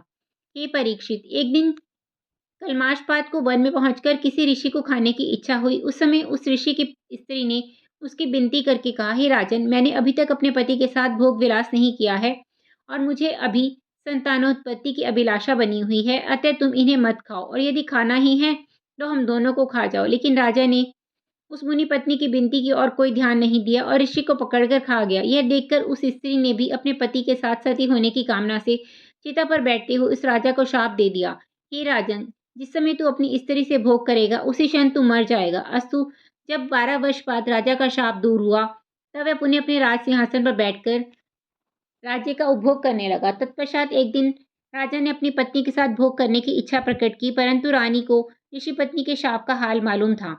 इसलिए उसने राजा को समझा बुझाकर वह काम नहीं करने दिया। तदुपरांत एक दिन वशिष्ठ मुनि ने राजा रानी को ऐसा वरदान दिया कि तुम्हें बिना भोग किए ही पुत्र प्राप्त हो जाएगा। जब वशिष्ठ जी यह वरदान देकर चले गए, तब उसी दिन रानी गर्भवती हो गई। तत्पश्चात हरी इच्छा से 7 वर्ष बाद उसके गर्भ से एक अश्मक नामक पुत्र उत्पन्न हुआ। अश्मक का पुत्र मूलक हुआ। वह परशुराम जी के क्रोध से बचा। इसलिए वर्तमान काल के समस्त क्षत्रियों का मूल उसी को समझना चाहिए। मूलक का पुत्र राजा खटवांग ऐसा प्रतापी एवं धर्मात्मा हुआ कि उसने इस युद्ध में देवताओं की सहायता करते हुए दैत्यों पर विजय प्राप्त कर ली। 10वां अध्याय। श्री शुकदेव जी बोले, हे परीक्षित, राजा खटवांग के वंश में दशरथ नामक अत्यंत प्रतापी तथा तेजस्वी राजा हुए। उन्होंने धर्मपूर्वक अयोध्यापुरी में राज्य किया। उनकी 3 रानियां थी, कौशल्या, सुमित्रा तथा केकई। कौशल्या के गर्भ से भगवान विष्णु जी ने रामचंद्र अवतार लिया तथा केकई से भरत और सुमित्रा से शेषावतार लक्ष्मण तथा शत्रुघ्न का जन्म हुआ। जिन दशरथ नंदन श्री रामचंद्र जी ने अपनी बाल्यावस्था में मारीच तथा सुबाहु आदि राक्षसों को मारकर विश्वामित्र ऋषि के यज्ञ की रक्षा की, उन्होंने गुरु विश्वामित्र के साथ अपने भाई लक्ष्मण सहित जनकपुर में जाकर श्री शिव जी के धनुष को बिना श्रम के तोड़कर परशुराम जी का गर्व दूर किया और जनक सुता सीता के साथ विवाह किया। फिर वे अपने पिता की आज्ञा अनुसार लक्ष्मण तथा जानकी सहित 14 वर्ष के लिए वन को गए। जब लक्ष्मण ने पंचवटी में रावण की बहन शूर्पणखा की नाक काट दिए, उस समय खरदूषण, त्रिसुरा आदि 14,000 राक्षसों की सेना ले श्री रामचंद्र से युद्ध करने के लिए आए, परंतु श्री रामचंद्र जी ने उन सबके सहित निशाचर सेना का संहार कर दिया। शूर्पणखा के रोने पर तथा खरदूषण का बदला लेने को दुष्ट रावण ने यति का वेश धारण कर सीता का हरण कर लिया। तब मार्ग में भक्त जटायु ने रावण से युद्ध किया, परंतु रावण के हाथ से वह मारा गया और रावण सीता जी को लंकापुरी में ले गया। तब श्री राम जी मायामृग बने मारीच को मारकर अपने स्थान पर लौट आए और वहां सीता को ना पाया। तब वे अनेक प्रकार से विलाप करने लगे। सीता को ढूंढते हुए जब वे जटायु के पास पहुंचे, तब उन्हें ज्ञात हुआ कि लंकापति रावण सीता हरकर ले गया है। श्री रामचंद्र जी ने जटायु का दाह संस्कार अपने हाथों से किया। फिर उन्होंने सुग्रीव से मित्रता की। सुग्रीव ने अपने दूत वानरों को सीता की खोज लगाने के लिए भेजा। उनमें से हनुमान जी ने लंका में पहुंचकर सीता जी का पता लगाया। वहां से लंकापुरी को जलाकर श्री रामचंद्र जी के पास लौट आए और राम जी को सीता जी का समाचार सुनाया। हे राजन, तत्पश्चात राम जी ने रीछ वानरों का बहुत बड़ा दल एकत्रित कर लंकागढ़ पर चढ़ाई कर दी। उन्होंने शिल्पकला में विशेषज्ञ नल नील से समुद्र पर पुल बनवाया। उस पुल के द्वारा राम जी ने अपनी सेना सहित लंका में जाकर रावण से संग्राम किया। तब हनुमान, अंगद आदि वीरों की सहायता से राम ने राक्षसों को मार दिया। तत्पश्चात जब कुंभकर्ण और मेघनाद युद्ध में मारे गए, तब श्री राम जी ने रावण को भी मारकर उसे अपने परम धाम को भेज दिया। तदुपरांत राम जी ने विभीषण को लंकागढ़ का राजा बना दिया। तब विभीषण ने जानकी जी को रत्न जदित पालकी में बिठाकर श्री राम जी के पास लाने की तैयारी की। उस समय वानर भालुओं की इच्छा अपने दर्शन करने की जानकर जानकी जी पालकी में न बैठकर पैदल ही आई और उनको अपने दर्शन देकर कृतार्थ किया। तत्पश्चात श्री राम जी, सीता, लक्ष्मण एवं हनुमान आदि अपने सेनापतियों के सहित पुष्पक विमान में बैठकर लंकागढ़ से अवधपुरी को लौट दिए। जब वे प्रयागराज में पहुंचे तो उन्होंने अपने भाई भरत को अपने आने का समाचार भेजने के लिए वानरराज हनुमान को अयोध्या में भेजा। हनुमान जी ने अयोध्या में पहुंचकर भरत जी को प्रभु राम जी के आगमन का संदेश कह सुनाया। तब भरत जी गुरु वशिष्ठ, मंत्री, कुटुंबी जन एवं प्रजाजनों के सहित श्री राम जी को लाने के लिए आए। तब श्री राम जी ने सर्वप्रथम कुलगुरु वशिष्ठ जी के चरण स्पर्श किए, फिर अपने भाई भरत, शत्रुघ्न आदि को हृदय से लगाकर मिले। तदुपरांत राजभवन में जाकर प्रभु ने अपनी माताओं के चरण स्पर्श किए। इस प्रकार सबसे भेंट करके अपने कुलगुरु वशिष्ठ जी की आज्ञा से वे शुभ मुहूर्त में राज सिंहासन पर विराजमान हुए। उस समय त्रेता युग था, लेकिन राम जी के न्यायोचित धर्म के कारण सतयुग का सा आभास होता था। इसलिए उनके राज्यकाल को धर्म राज्य अथवा राम राज्य कहा गया है। 11वां अध्याय। श्री शुकदेव जी कहने लगे, हे राजा परीक्षित, सिंहासन पर विराजमान होने के बाद राम जी ने संसार में धर्म का प्रचार करने के लिए अनेकों यज्ञ किए। उन्होंने राज्य की आमदनी की बहुत सी संपत्ति ऋषि मुनियों और ब्राह्मणों को दान कर दी। उसी समय ऋषि मुनियों ने उनसे यह कहा कि हे भगवान, हम लोग इतना धन लेकर क्या करेंगे? हमें तो केवल गौ की आवश्यकता है, इसलिए आप हमें गौधन ही प्रदान कीजिए। इस बात को सुनकर राम जी ने उन्हें गौ आदि देकर संतुष्ट कर दिया। इस प्रकार धर्म के प्रताप से सातों द्वीपों के राजा, देवता एवं दैत्य आदि सभी राम जी की आज्ञा को मानने लगे थे। हे राजा परीक्षित, एक दिन श्री राम जी के गुप्तचर अपना वेश बदलकर प्रजा की देखरेख करने के निमित्त अयोध्यापुरी में विचर रहे थे। उस समय दूतों ने एक जगह पर यह देखा कि एक धोबी अपनी स्त्री से लड़ रहा था और उससे बार बार कह रहा था कि मुझसे बिना आज्ञा लिए रात्रि भर घर से बाहर क्यों रही। इसलिए अब तू मेरे घर में रहने योग्य नहीं है। मैं कोई रामचंद्र नहीं हूँ जो उनकी सीता 1 वर्ष तक रावण के यहाँ रही आई, तो भी उन्होंने उसे अपने महल में रख लिया है। तत्पश्चात जब यह वृतांत श्री राम जी ने अपने दूतों के मुख से सुना, तो उन्होंने लोक निंदा होने के कारण प्रातःकाल होते ही लक्ष्मण से कहा, हे लक्ष्मण, तुम सीता को वन में ले जाकर किसी ऋषि के आश्रम के समीप छोड़ आओ, क्योंकि इन्हें घर में रखने से प्रजा में मेरी अपकीर्ति होती है। यद्यपि यह कठोर आज्ञा है, फिर भी प्रजा को संतुष्ट रखने के लिए राजा के धर्म के रूप में मुझे इसका पालन करना ही पड़ेगा। प्रभु के ऐसे वचन सुनकर लक्ष्मण जी ने सीता जी के पास जाकर कहा, हे माता, आपने गंगा जी एवं ऋषियों का पूजन करने का संकल्प किया था, इसलिए आप मेरे साथ वन में चलकर उनका पूजन कर आइए। यह सुनकर सीता जी अत्यंत प्रसन्न हो ऋषि पत्नियों को देने के लिए वस्त्राभूषण लेकर लक्ष्मण के साथ चल दी। गंगा पार वाल्मीकि आश्रम के निकट पहुंचकर लक्ष्मण ने सीता जी को सब वृतांत कह सुनाया। उस समय सीता जी पहले तो मूर्छित होकर गिर पड़ी, फिर बहुत व्याकुल होकर लक्ष्मण से कहने लगी, हे लक्ष्मण, जो प्रभु की आज्ञा हो तुम वही करो, परंतु तुम मेरी ओर से उनसे हाथ जोड़कर यह कह देना कि मुझसे जो भी अपराध हुआ हो उसके लिए मुझे क्षमा कर दें। तदुपरांत लक्ष्मण गर्भवती सीता जी को वाल्मीकि आश्रम के निकट छोड़कर वापस लौटकर अवधपुरी को चले आए। हे राजा परीक्षित, जब सीता जी अकेली वन में विलाप कर रही थी, तभी वाल्मीकि ऋषि के शिष्य उन्हें अपने आश्रम में ले गए। तत्पश्चात कुछ समय बाद सीता जी ने लवकुश नामक 2 अत्यंत सुंदर, तेजस्वी एवं महाशूरवीर प्रतापी बालकों को जन्म दिया। तत्पश्चात अश्वमेघ यज्ञ करते समय जब श्री राम ने सीता जी को पुनः अयोध्या बुलाया, तो उस समय वे लवकुश को उन्हें सौंपकर स्वयं पृथ्वी में समा गई। तब सीता जी का पृथ्वी में प्रवेश देखकर श्री राम जी ने बहुत विलाप किया। अस्तु सीता को त्यागने के बाद श्री राम जी संयम नियम करते हुए यज्ञ आदि करते रहे। उन्होंने 11,000 वर्ष तक अयोध्या का राज्य किया। तदुपरांत श्री राम जी ने उत्तर दिशा का राज्य भरत को, पश्चिम का शत्रुघ्न को और पूर्व दिशा का राज्य लक्ष्मण को दे दिया।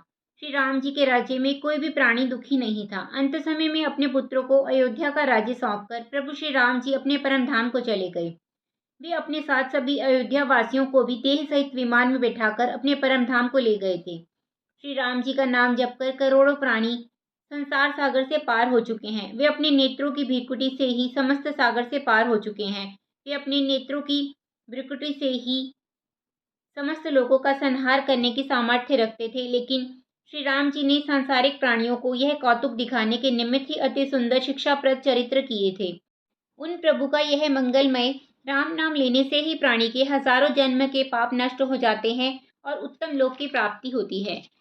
12वां अध्याय। श्री शुकदेव जी बोले, हे राजा परीक्षित, कुश के वंश में अतिथि, पुंडरीक, सुदास आदि राजाओं के बाद मरु नामक एक बहुत यशस्वी राजा पैदा हुआ था। वह राजा अभी तक उत्तर दिशा के कलाप नामक नगर में बैठा हुआ श्री हरि का तप कर रहा है। कलयुग के अंत में पुनः उसी के द्वारा सूर्यवंश की उत्पत्ति होगी। राजा मरु के वंश में बृहद्वल नामक एक महान प्रतापी राजा उत्पन्न हुआ, जिसे तुम्हारे पितामह भीमसेन ने महाभारत के युद्ध में मारा था। राजा इक्ष्वाकु के वंश में इतने राजा हो चुके हैं, अब जो आगे उनके वंश में होंगे उनके नाम सुनो। वृद्धवल के वंश में सहदेव और सुमंत आदि कई प्रतापी राजा होंगे और संसार में उनका राज्य कई पीढ़ियों तक चलेगा। हे राजा परीक्षित, कलयुग में भी सूर्यवंशियों का शासन रहेगा और उनका वंश सबसे श्रेष्ठ होगा। 13वां अध्याय। श्री शुकदेव जी ने कहा, हे राजन, इक्ष्वाकु के वंशज राजा निमि ने एक बार अपने गुरु वशिष्ठ जी से एक यज्ञ की रचना करने को कहा। तब वशिष्ठ जी ने उत्तर दिया, हे राजन, तुमसे पहले मेरे पास देवराज इंद्र का निमंत्रण आ चुका है, इसलिए मैं पहले उनका यज्ञ कराऊं, तत्पश्चात तुम्हारा यज्ञ कराऊंगा। इतना कहकर वशिष्ठ जी देवलोक को चल दिए। तब राजा निमि ने अपने हृदय में सोचा कि इस शरीर का एक क्षण का भी भरोसा नहीं है। क्या मालूम वशिष्ठ जी के यहाँ आने तक यदि मेरा देह छूट गया तो मेरा यज्ञ करने का मनोरथ पूर्ण न हो सकेगा। ऐसा विचार कर राजा निमि ने गौतम ऋषि को अपना कुलगुरु बनाकर यज्ञ करना प्रारंभ कर दिया। तत्पश्चात जब कुछ समय के बाद वशिष्ठ जी इंद्र का यज्ञ संपूर्ण कराकर वहां से लौटे और उन्होंने गौतम ऋषि को पुरोहित के रूप में राजा निमि का यज्ञ कराते हुए देखा, तो उन्होंने क्रोधित होकर राजा को यह शाप दिया कि तूने मेरी अवज्ञा की है, अतः तेरी यह देह छूट जाए। गुरु वशिष्ठ जी का शाप सुनकर राजा ने कहा, हे वशिष्ठ जी, आप अपने यजमान के यज्ञ को छोड़कर लालच के वश हो इंद्र के यज्ञ में चले गए। अतः मैं भी आपको शाप देता हूँ कि आपका भी यह देह स्थिर नहीं रहेगा। इस तरह राजा निमि और वशिष्ठ जी ने आपस में एक दूसरे को शाप देने के कारण अपना अपना देह छोड़ दिया। कुछ समय के बाद उर्वशी नामक अप्सरा को देखकर मित्रा वरुण का वीर्य स्खलित हो गया। उस वीर्य को घड़े में रखने से अगस्त्य और वशिष्ठ जी का जन्म हुआ। तत्पश्चात गौतम आदि ऋषियों ने राजा निमि को पुनः जीवित करने के निमित्त यज्ञ प्रारंभ कर दिया। उस समय देवताओं के आशीर्वाद से पुनः राजा निमि के मृतक देह में प्राण का संचार हो गया। तब राजा निमि ने देवताओं एवं ऋषियों से यह विनती की, हे महानुभावों, अब मुझे इस नाशवान शरीर को रखने की अभिलाषा नहीं है, इसलिए आप कोई ऐसा प्रयत्न करिए जिससे मैं सदा अमर बना रहूं। यह सुनकर देवताओं ने राजा निमि को यह आशीर्वाद दिया कि तुम सब प्राणियों के पलकों में निवास करोगे, हे राजन। तत्पश्चात समस्त ऋषि मुनियों ने राजा निमि के मृतक देह को मत कर उसमें से एक अत्यंत तेजस्वी और परम सुंदर बालक को उत्पन्न किया, जिसने जनकपुरी को बसाया था। उसके वंश में देवरात आदि कई राजा हुए। उनकी कई पीढ़ियों बाद उनके वंश में एक जनक नामी महाप्रतापी एवं धर्मात्मा राजा पैदा हुआ। यज्ञ स्थल को जोतते समय उसका हल अटकने पर उसे उस पृथ्वी के अंदर एक सीता नामक कन्या की प्राप्ति हुई, जिसका विवाह प्रभु श्री राम जी के साथ हुआ था। इसी वंश में शीरध्वज एवं धर्मध्वज आदि कई प्रतापी राजा उत्पन्न हुए। उन सब के नाम पृथक होते हुए भी वे सब जनक विद्रोही कहे जाते थे। उनके वंश में समस्त राजा वैराग्य प्रिय एवं विवेकी पैदा हुए हैं। 14वां अध्याय। श्री शुकदेव जी बोले, हे राजा परीक्षित, अब तुम चंद्रमा के समान प्रकाशवान चंद्रवंश का वृतांत सुनो। भगवान श्री नारायण जी के नाभि कमल द्वारा ब्रह्मा जी की उत्पत्ति हुई थी। ब्रह्मा जी के नेत्र द्वारा अत्रि मुनि का जन्म हुआ। अत्रि से चंद्रमा की उत्पत्ति हुई, जो ब्राह्मणों, नक्षत्रों, औषधियों तथा वृक्षादि के स्वामी हैं। चंद्रमा ने बृहस्पति को अपना गुरु बनाकर राजसूय यज्ञ करना आरंभ किया। उस यज्ञ में चंद्रमा ने बृहस्पति की परम सुंदरी वती तारा को छल द्वारा ले लिया। उस समय दैत्यों ने बृहस्पति की सहायता की। परस्पर घोर युद्ध होने के उपरांत ब्रह्मा जी की आज्ञा मानकर चंद्रमा ने तारा को बृहस्पति जी को लौटा दिया। चंद्रमा द्वारा तारा को गर्भ रह गया था। उसे बृहस्पति के क्रोध करने पर तारा ने गिरा दिया। उस समय उस बालक के सुंदर स्वरूप को देखकर बृहस्पति तथा चंद्रमा दोनों ने उसे लेने की इच्छा प्रकट की। उस समय ब्रह्मा जी ने तारा से पूछा कि यह बालक किससे उत्पन्न हुआ। तारा ने बतलाया, चंद्रमा से। अतः ब्रह्मा जी की आज्ञा से वह चंद्रमा को प्राप्त हुआ। चंद्रमा ने उसका नाम बुध रखा। बुध की ईला नामक पत्नी के गर्भ से पुरूरवा नामक एक अत्यंत तेजस्वी पुत्र उत्पन्न हुआ। स्वर्ग की उर्वशी नामक अप्सरा ने राजा पुरूरवा के तेज, बल और सौंदर्य की प्रशंसा इंद्र की सभा में सुनी थी। एक बार मित्रावरुण के शाप के कारण उर्वशी मित्रलोक में आई और राजा पुरूरवा के यहाँ रहने की लालसा की। वह राजा पुरूरवा के उपवन में एक अद्भुत वृक्ष के डाल पर रत्न जड़ित हिंडोला डालकर झूलने लगी। अपने लोक से वह 2 मेढा और एक अग्निपात्र अपने साथ लाई। जब राजा ने उर्वशी को अपने उपवन में देखा तो उसके स्वरूप को देखकर मोहित हो गया और उसे अपने साथ रहने के लिए राजी कर लिया। उस समय उर्वशी ने राजा को वचनों में बांध दिया और कहा, हे राजन, यदि तुम 3 प्रतिज्ञा कर लो तो मैं तुम्हारे साथ रह सकती हूँ। राजा ने पूछा, वे प्रतिज्ञा क्या है? उर्वशी ने कहा कि पहली बात तो यह है कि मेरे ये दोनों मेढे कभी दुख ना पावे। दूसरी यह है कि मेरे भोजन के लिए नित्य नवीन धृत देना होगा और तीसरी यह है कि कभी नंगे होकर मेरे सामने मत आना। यदि तुमने इनके विपरीत आचरण किया तो मैं उसी समय तुम्हारे पास से चली जाऊंगी। राजा ने तीनों बातें स्वीकार करके उर्वशी को अपने पास रख लिया। हे परीक्षित, इस प्रकार मित्रावरुण के शाप से उर्वशी मृत्युलोक में रह रही थी। उर्वशी के बिना देवलोक को सूना देखकर इंद्र ने गंधर्वों को यह आज्ञा दी कि तुम किसी प्रकार उर्वशी को यहाँ ले आओ। इंद्र की आज्ञा पाकर गंधर्वों ने उर्वशी के पास जाकर यह कहा, हे उर्वशी, तुम्हारे बिना इंद्र सभा की शोभा फीकी हो रही है, अतः तुम्हें इंद्र ने बुलाया है। यह सुनकर उर्वशी प्रसन्न होकर चलने को तैयार हो गई। उर्वशी की मर्जी से गंधर्वों ने अपनी माया द्वारा नवीन धृत को पुराने धृत में बदलकर उर्वशी को खिला दिया और उन दोनों मेढों को चुराकर आकाश में ले उड़े।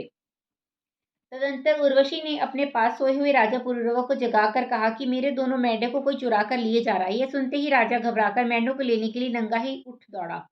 उस समय उर्वशी ने राजा से इस प्रकार कहा, हे राजन, मैंने तुम्हारे साथ प्रतिज्ञा की थी कि जब मैं तुम्हें नंगा देखूंगी अथवा मेरे दोनों मेढे दुख पावेंगे अथवा जिस दिन मुझे नया धृत खाने को नहीं मिलेगा उसी दिन मैं तुम्हें छोड़कर चली जाऊंगी। आज तीनों बातें एक साथ हुई हैं, अतः अब मैं तुम्हारे पास नहीं रहूंगी। इतना कहकर उर्वशी बिजली के समान चमकती हुई वहां से उड़ गई।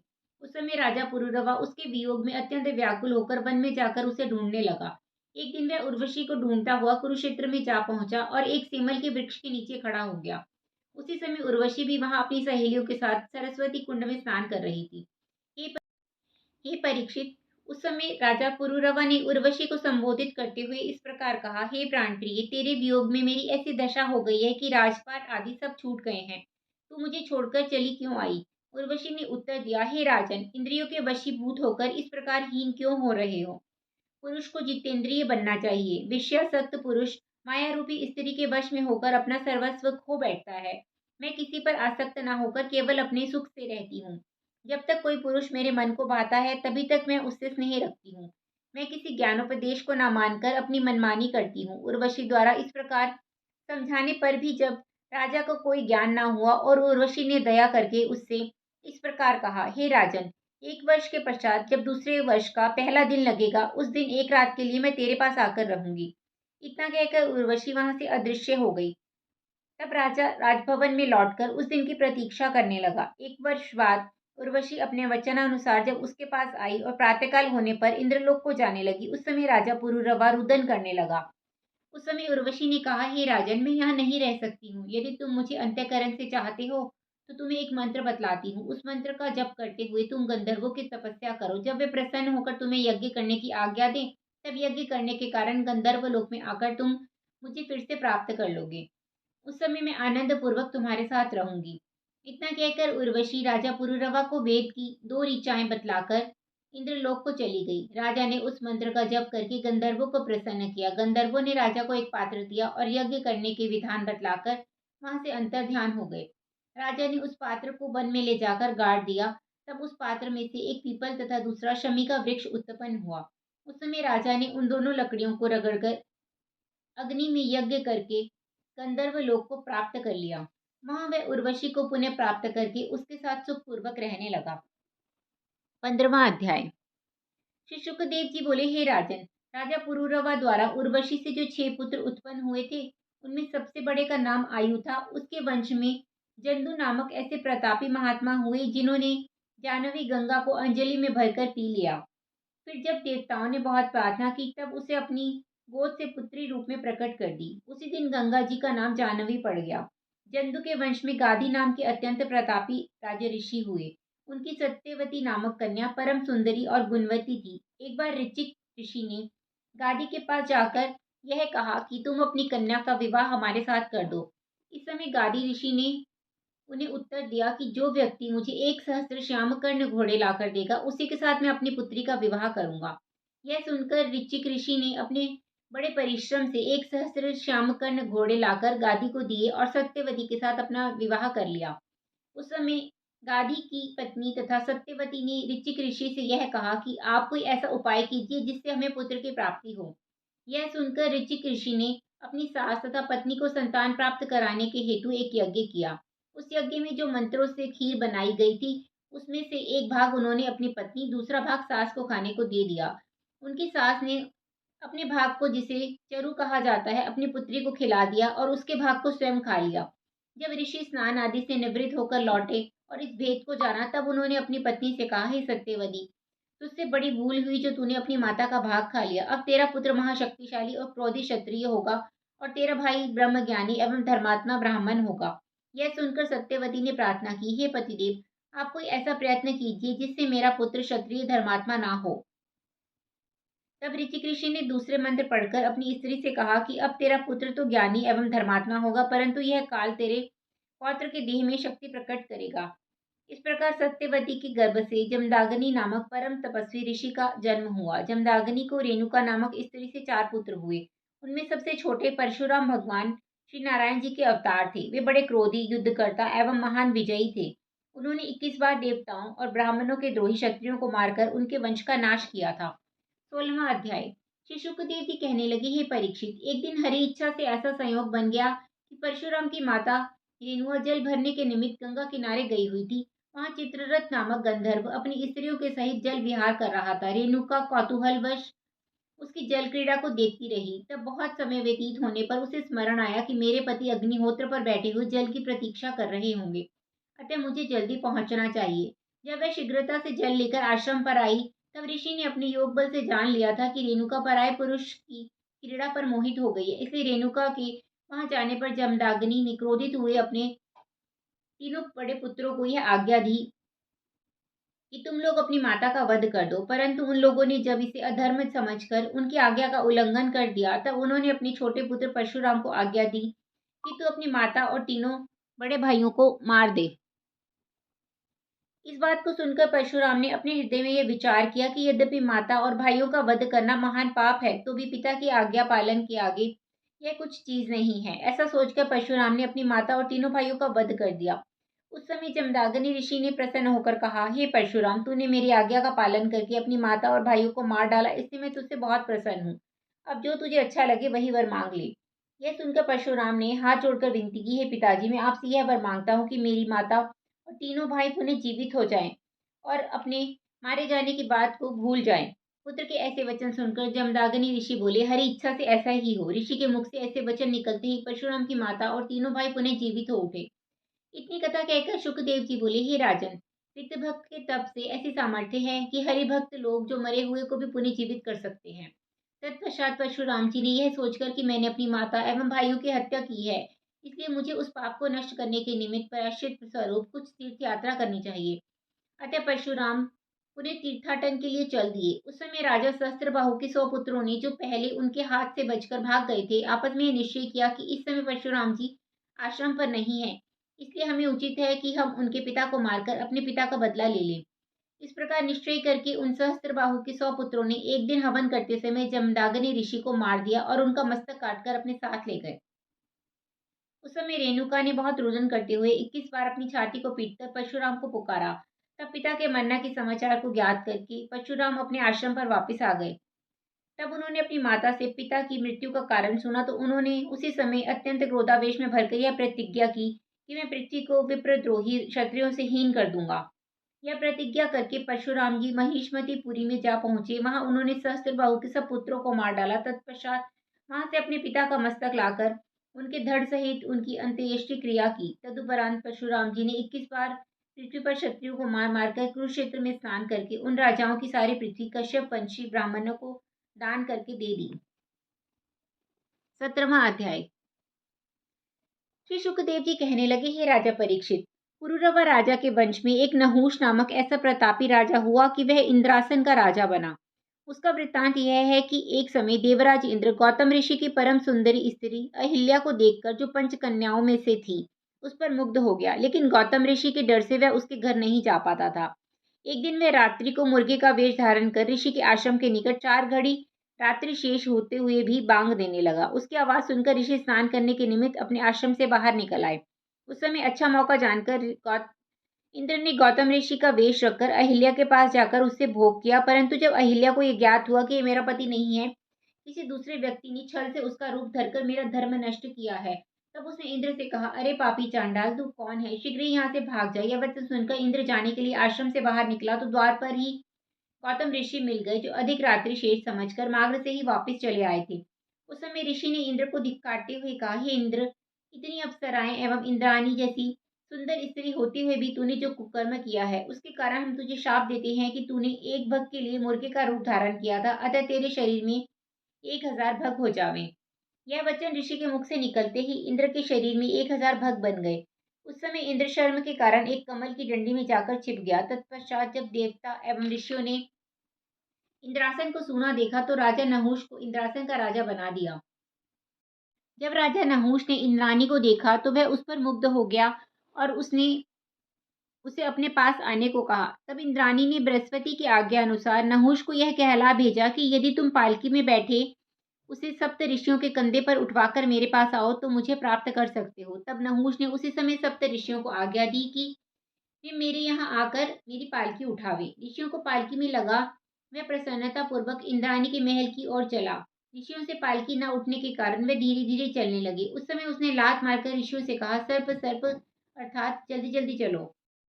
इस पर ऋषियों ने क्रोधित होकर उसे शाप दिया कि दुष्ट, तू शीघ्र ही सर्प हो जा।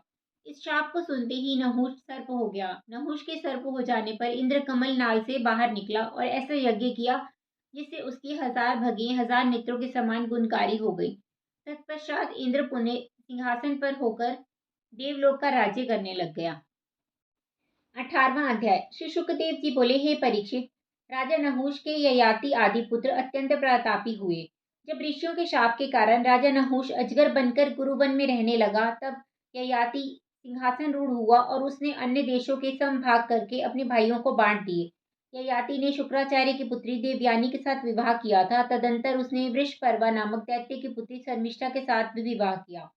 राजा ययाति ने 1000 वर्ष तक देवयानी के साथ सांसारिक सुखों का उपभोग किया, परंतु तो भी उसका मन नहीं भरा। 19वां अध्याय। श्री सुखदेव जी बोले, हे परीक्षित, कुछ समय पश्चात राजा ययाति को ज्ञान प्राप्त हुआ। तब एक दिन उसने अपने मन में यह विचार किया कि मैंने इतना सुख भोगा, फिर भी मेरी इच्छाएं तृप्त नहीं हुई। सो इस संसारी मायाजाल में पड़े रहकर व्यर्थ ही जन्म गंवाने से तो अच्छा है कि मैं अपना परलोक बनाने के लिए भगवान की आराधना करूं। ऐसा सोचकर ययाति ने देवयानी से कहा, हे प्रिय, मैंने शिकार खेलते समय एक कौतुक देखा था, उसे सोचकर अभी तक हंसी आ रही है। देवयानी हाथ जोड़कर बोली, हे प्राणनाथ, वह चरित्र मुझे भी सुनाने की कृपा करें। राजा ने कहा, हे देवयानी, एक ब्राह्मण की बकरी कुएं में गिर पड़ी थी। उसे एक बकरे ने बाहर निकाल लिया। तब वह बकरी उसी बकरे को अपना स्वामी मानकर बहुत दिनों तक संसारिक सुख लेती रही। जब उस बकरी के 2 बच्चे हुए, तब वह बकरा किसी दूसरी बकरी के पीछे लग गया। यह देखकर पहली बकरी अपने ब्राह्मण के घर लौट गई। तब उस ब्राह्मण ने उस बकरे को नपुंसक बना दिया। तब बकरे ने बहुत प्रार्थना की तो ब्राह्मण ने दया करके उसे फिर जैसे का तैसा कर दिया। तब वह बकरा फिर उसी प्रकार संसारी सुख में फंस गया। यह कथा सुनकर देवयानी ने कहा, हे महाराज, वह बकरा अत्यंत मूर्ख था जो उस बकरी के साथ भ्रष्ट हुआ। राजा बोला, हे देवयानी, वही दशा मेरी तुम्हारी हो रही है। मनुष्य को चाहे संपूर्ण संसार, धन, स्त्री, 7 द्वीपों का राज्य ही क्यों ना मिल जाए, किंतु उसका मन संसारी सुखों से कभी तृप्त नहीं होता है। जिस प्रकार अग्नि में घृत डालने से उसकी लपटें अधिक बढ़ती ही चली जाती हैं, अतः हम इससे विरक्त होकर श्री नारायण जी का भजन करते हैं। जब राजा की यह बात देवयानी ने भी स्वीकार कर ली, उस समय ययाति ने अपने छोटे पुत्र गुरु को राज सिंहासन पर बैठा दिया और शेष चारों पुत्रों को चारों दिशाओं का राज्य बांटकर स्वयं देवयानी सहित तप करने के लिए बद्री केदार को चला गया। 20वां अध्याय। श्री शुकदेव जी बोले, हे राजन, अब हम राजा पुरु के वंश का वृतांत कहते हैं, जिसमें तुमने भी जन्म लिया है। सुनो, पुरु के वंश में कई पीढ़ी बाद दुष्यंत नामक एक प्रतापी राजा हुआ। एक दिन जब वह शिकार खेलने के लिए वन में गया तो वहां उसने कण्व ऋषि के आश्रम में एक अत्यंत सुंदर कन्या को देखा। राजा दुष्यंत ने मोहित होकर उससे पूछा, हे सुंदरी, देव कन्या के समान तुम किसकी पुत्री हो? यह सुनकर उस कन्या ने उत्तर दिया, हे राजन, मैं विश्वामित्र ऋषि एवं मेनका नामक अप्सरा के संयोग से उत्पन्न हुई हूँ और मेरा नाम शकुंतला है। मेरा पालन पोषण कण्व ऋषि ने किया है, अतः आप मेरे आश्रम पर चलें तो मैं कंदमूल, फल आदि से आपका सम्मान करूंगी। तब राजा ने प्रसन्न होकर कहा, ऋषि कन्या की आतिथ्य भावना त्यागी नहीं जा सकती, अतः मुझे तुम्हारा आतिथ्य स्वीकार है। तब दोनों ने प्रसन्नता पूर्वक गंधर्व विवाह की भावना से विवाह किया और दुष्यंत ने उसके साथ संभोग किया। हरि इच्छा से शकुंतला को वहीं छोड़कर दुष्यंत राजभवन को लौट गया। कण्व ऋषि को अपने तपोबल से यह ज्ञात हो गया कि राजा दुष्यंत द्वारा शकुंतला को गर्भ हुआ। 10वें महीने शकुंतला के गर्भ से एक अत्यंत शोभायमान परम तेजस्वी बालक का जन्म हुआ। ऋषि ने बालक का नाम भरत रखा। भरत निर्भय होकर वन में सिंहों के बीच उनसे खेलने लगा। उसका पराक्रम देख कण्व ऋषि ने शकुंतला को यह आज्ञा दी, हे पुत्री, अब तू अपने पुत्र भरत को लेकर राजा के पास जा और पुत्र को राज्य का अधिकारी बना।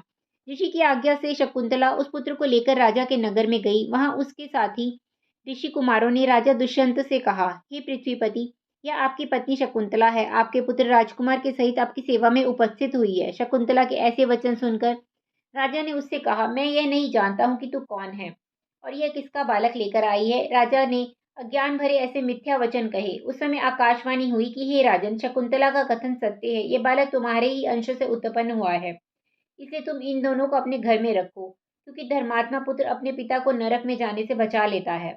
आकाशवाणी को सुनकर राजा ने शकुंतला को स्वीकार कर लिया। राजा ने उस बालक को अपना उत्तराधिकारी बना लिया।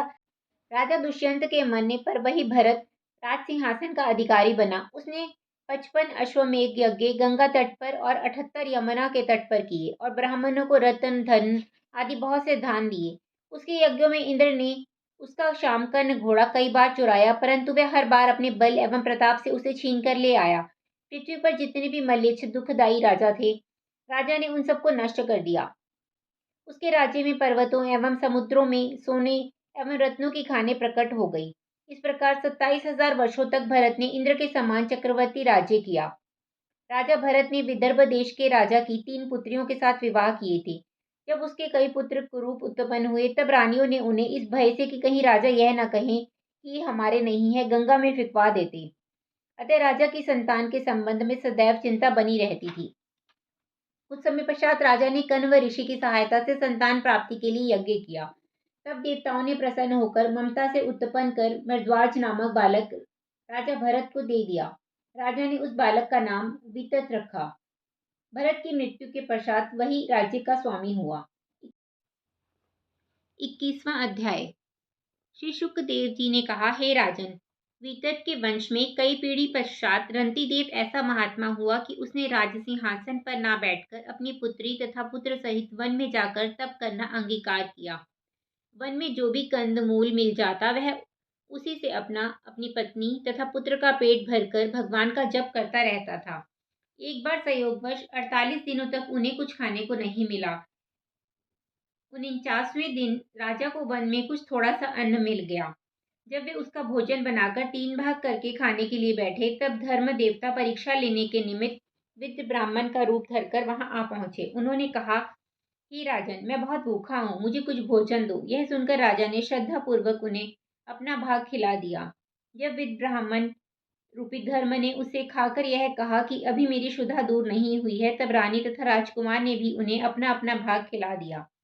तत्पश्चात ब्राह्मण प्रभु उन्हें आशीर्वाद देकर अंतर्ध्यान हो गए। फिर एक दिन जब फिर बड़ी कठिनता से थोड़ा सा अन्न मिला और वे उसे खाने के लिए बैठे, तभी एक शूद्र ने आकर उनसे प्रार्थना की कि हे राजन, मैं बहुत भूखा हूँ, तुम मेरे खाने के लिए भोजन दो। तब राजा ने उसे अतिथि जानकर संपूर्ण भोजन दे दिया।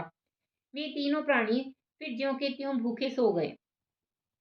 हे परीक्षित, भोजन न मिलने के कारण राजकुमार तथा रानी बहुत दुर्बल हो गए थे।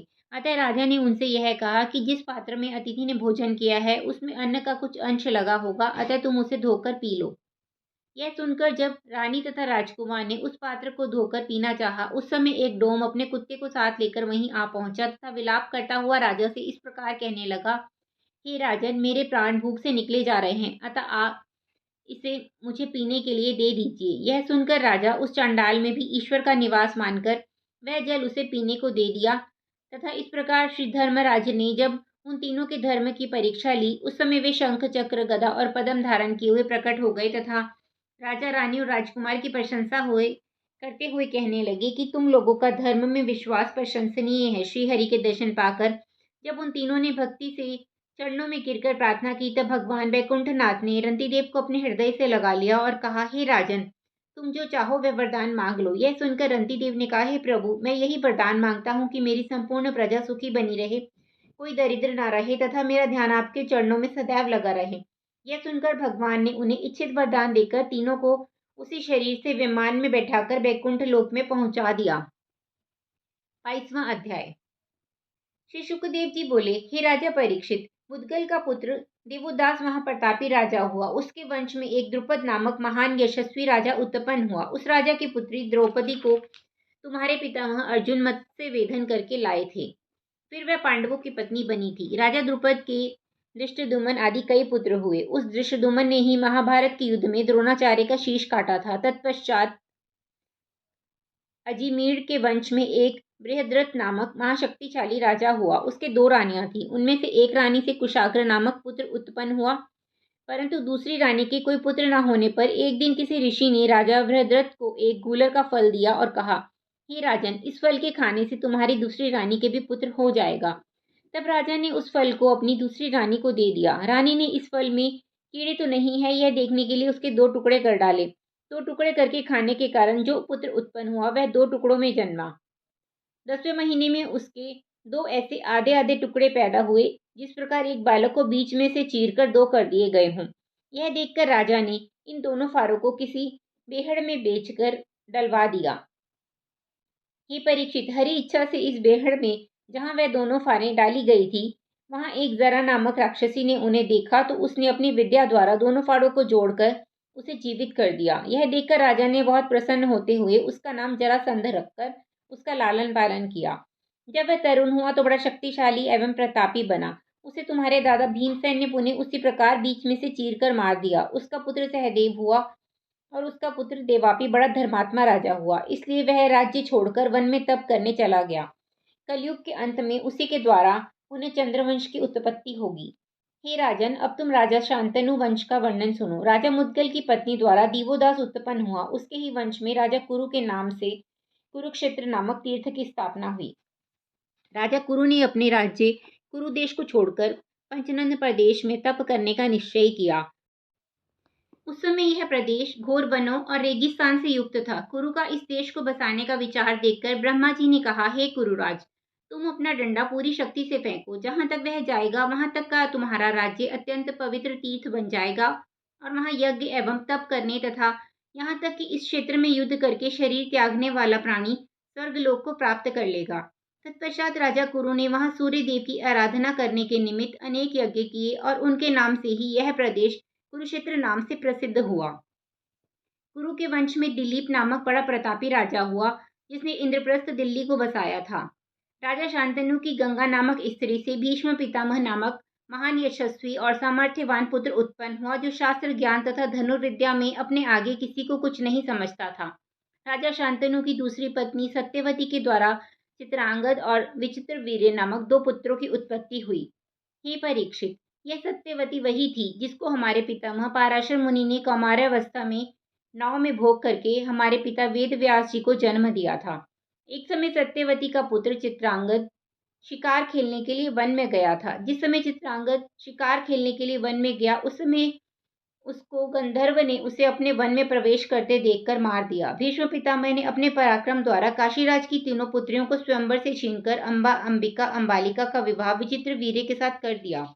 तीसरी पुत्री अंबा अपने मन में राजा शाल्व की अभिलाषा रखती थी, अतः विचित्र वीर्य ने उसे छोड़ दिया था। विचित्र वीर्य ने अंबिका और अंबालिका से ऐसी प्रीति की कि वह दिन रात उनके साथ भोग विलास किया करता था। इस कारण उसे क्षय रोग हो गया और बिना संतान हुए ही उसकी मृत्यु हो गई। उस समय माता सत्यवती ने अपना वंश चलाने के लिए अपने पहले पुत्र वेदव्यास को, जो पराशर ऋषि द्वारा उत्पन्न हुए थे, अपने पास बुलाकर यह कहा कि तुम विचित्र वीर्य की दोनों रानियों से एक एक पुत्र उत्पन्न करो। यह सुनकर वेद व्यास जी ने यह उत्तर दिया, हे माता, विचित्र वीर्य की दोनों स्त्रियां मेरे सामने से नग्न होकर चली जाएं तो मेरे देखने मात्र से ही उनको गर्भ रह जाएगा। इससे उन्हें एक एक पुत्र की प्राप्ति हो जाएगी। तब अपनी सास सत्यवती की आज्ञा अनुसार वे दोनों स्त्रियां नंगी होकर वेद व्यास जी के सामने से निकल गई। उनमें से अंबिका ने लज्जा के वशीभूत होकर अपनी आंखें बंद कर ली, जिसके कारण उसके गर्भ से अंधे पुत्र धृतराष्ट्र का जन्म हुआ और अंबालिका लज्जावश अपने अंग में पीली मिट्टी लगा कर गई।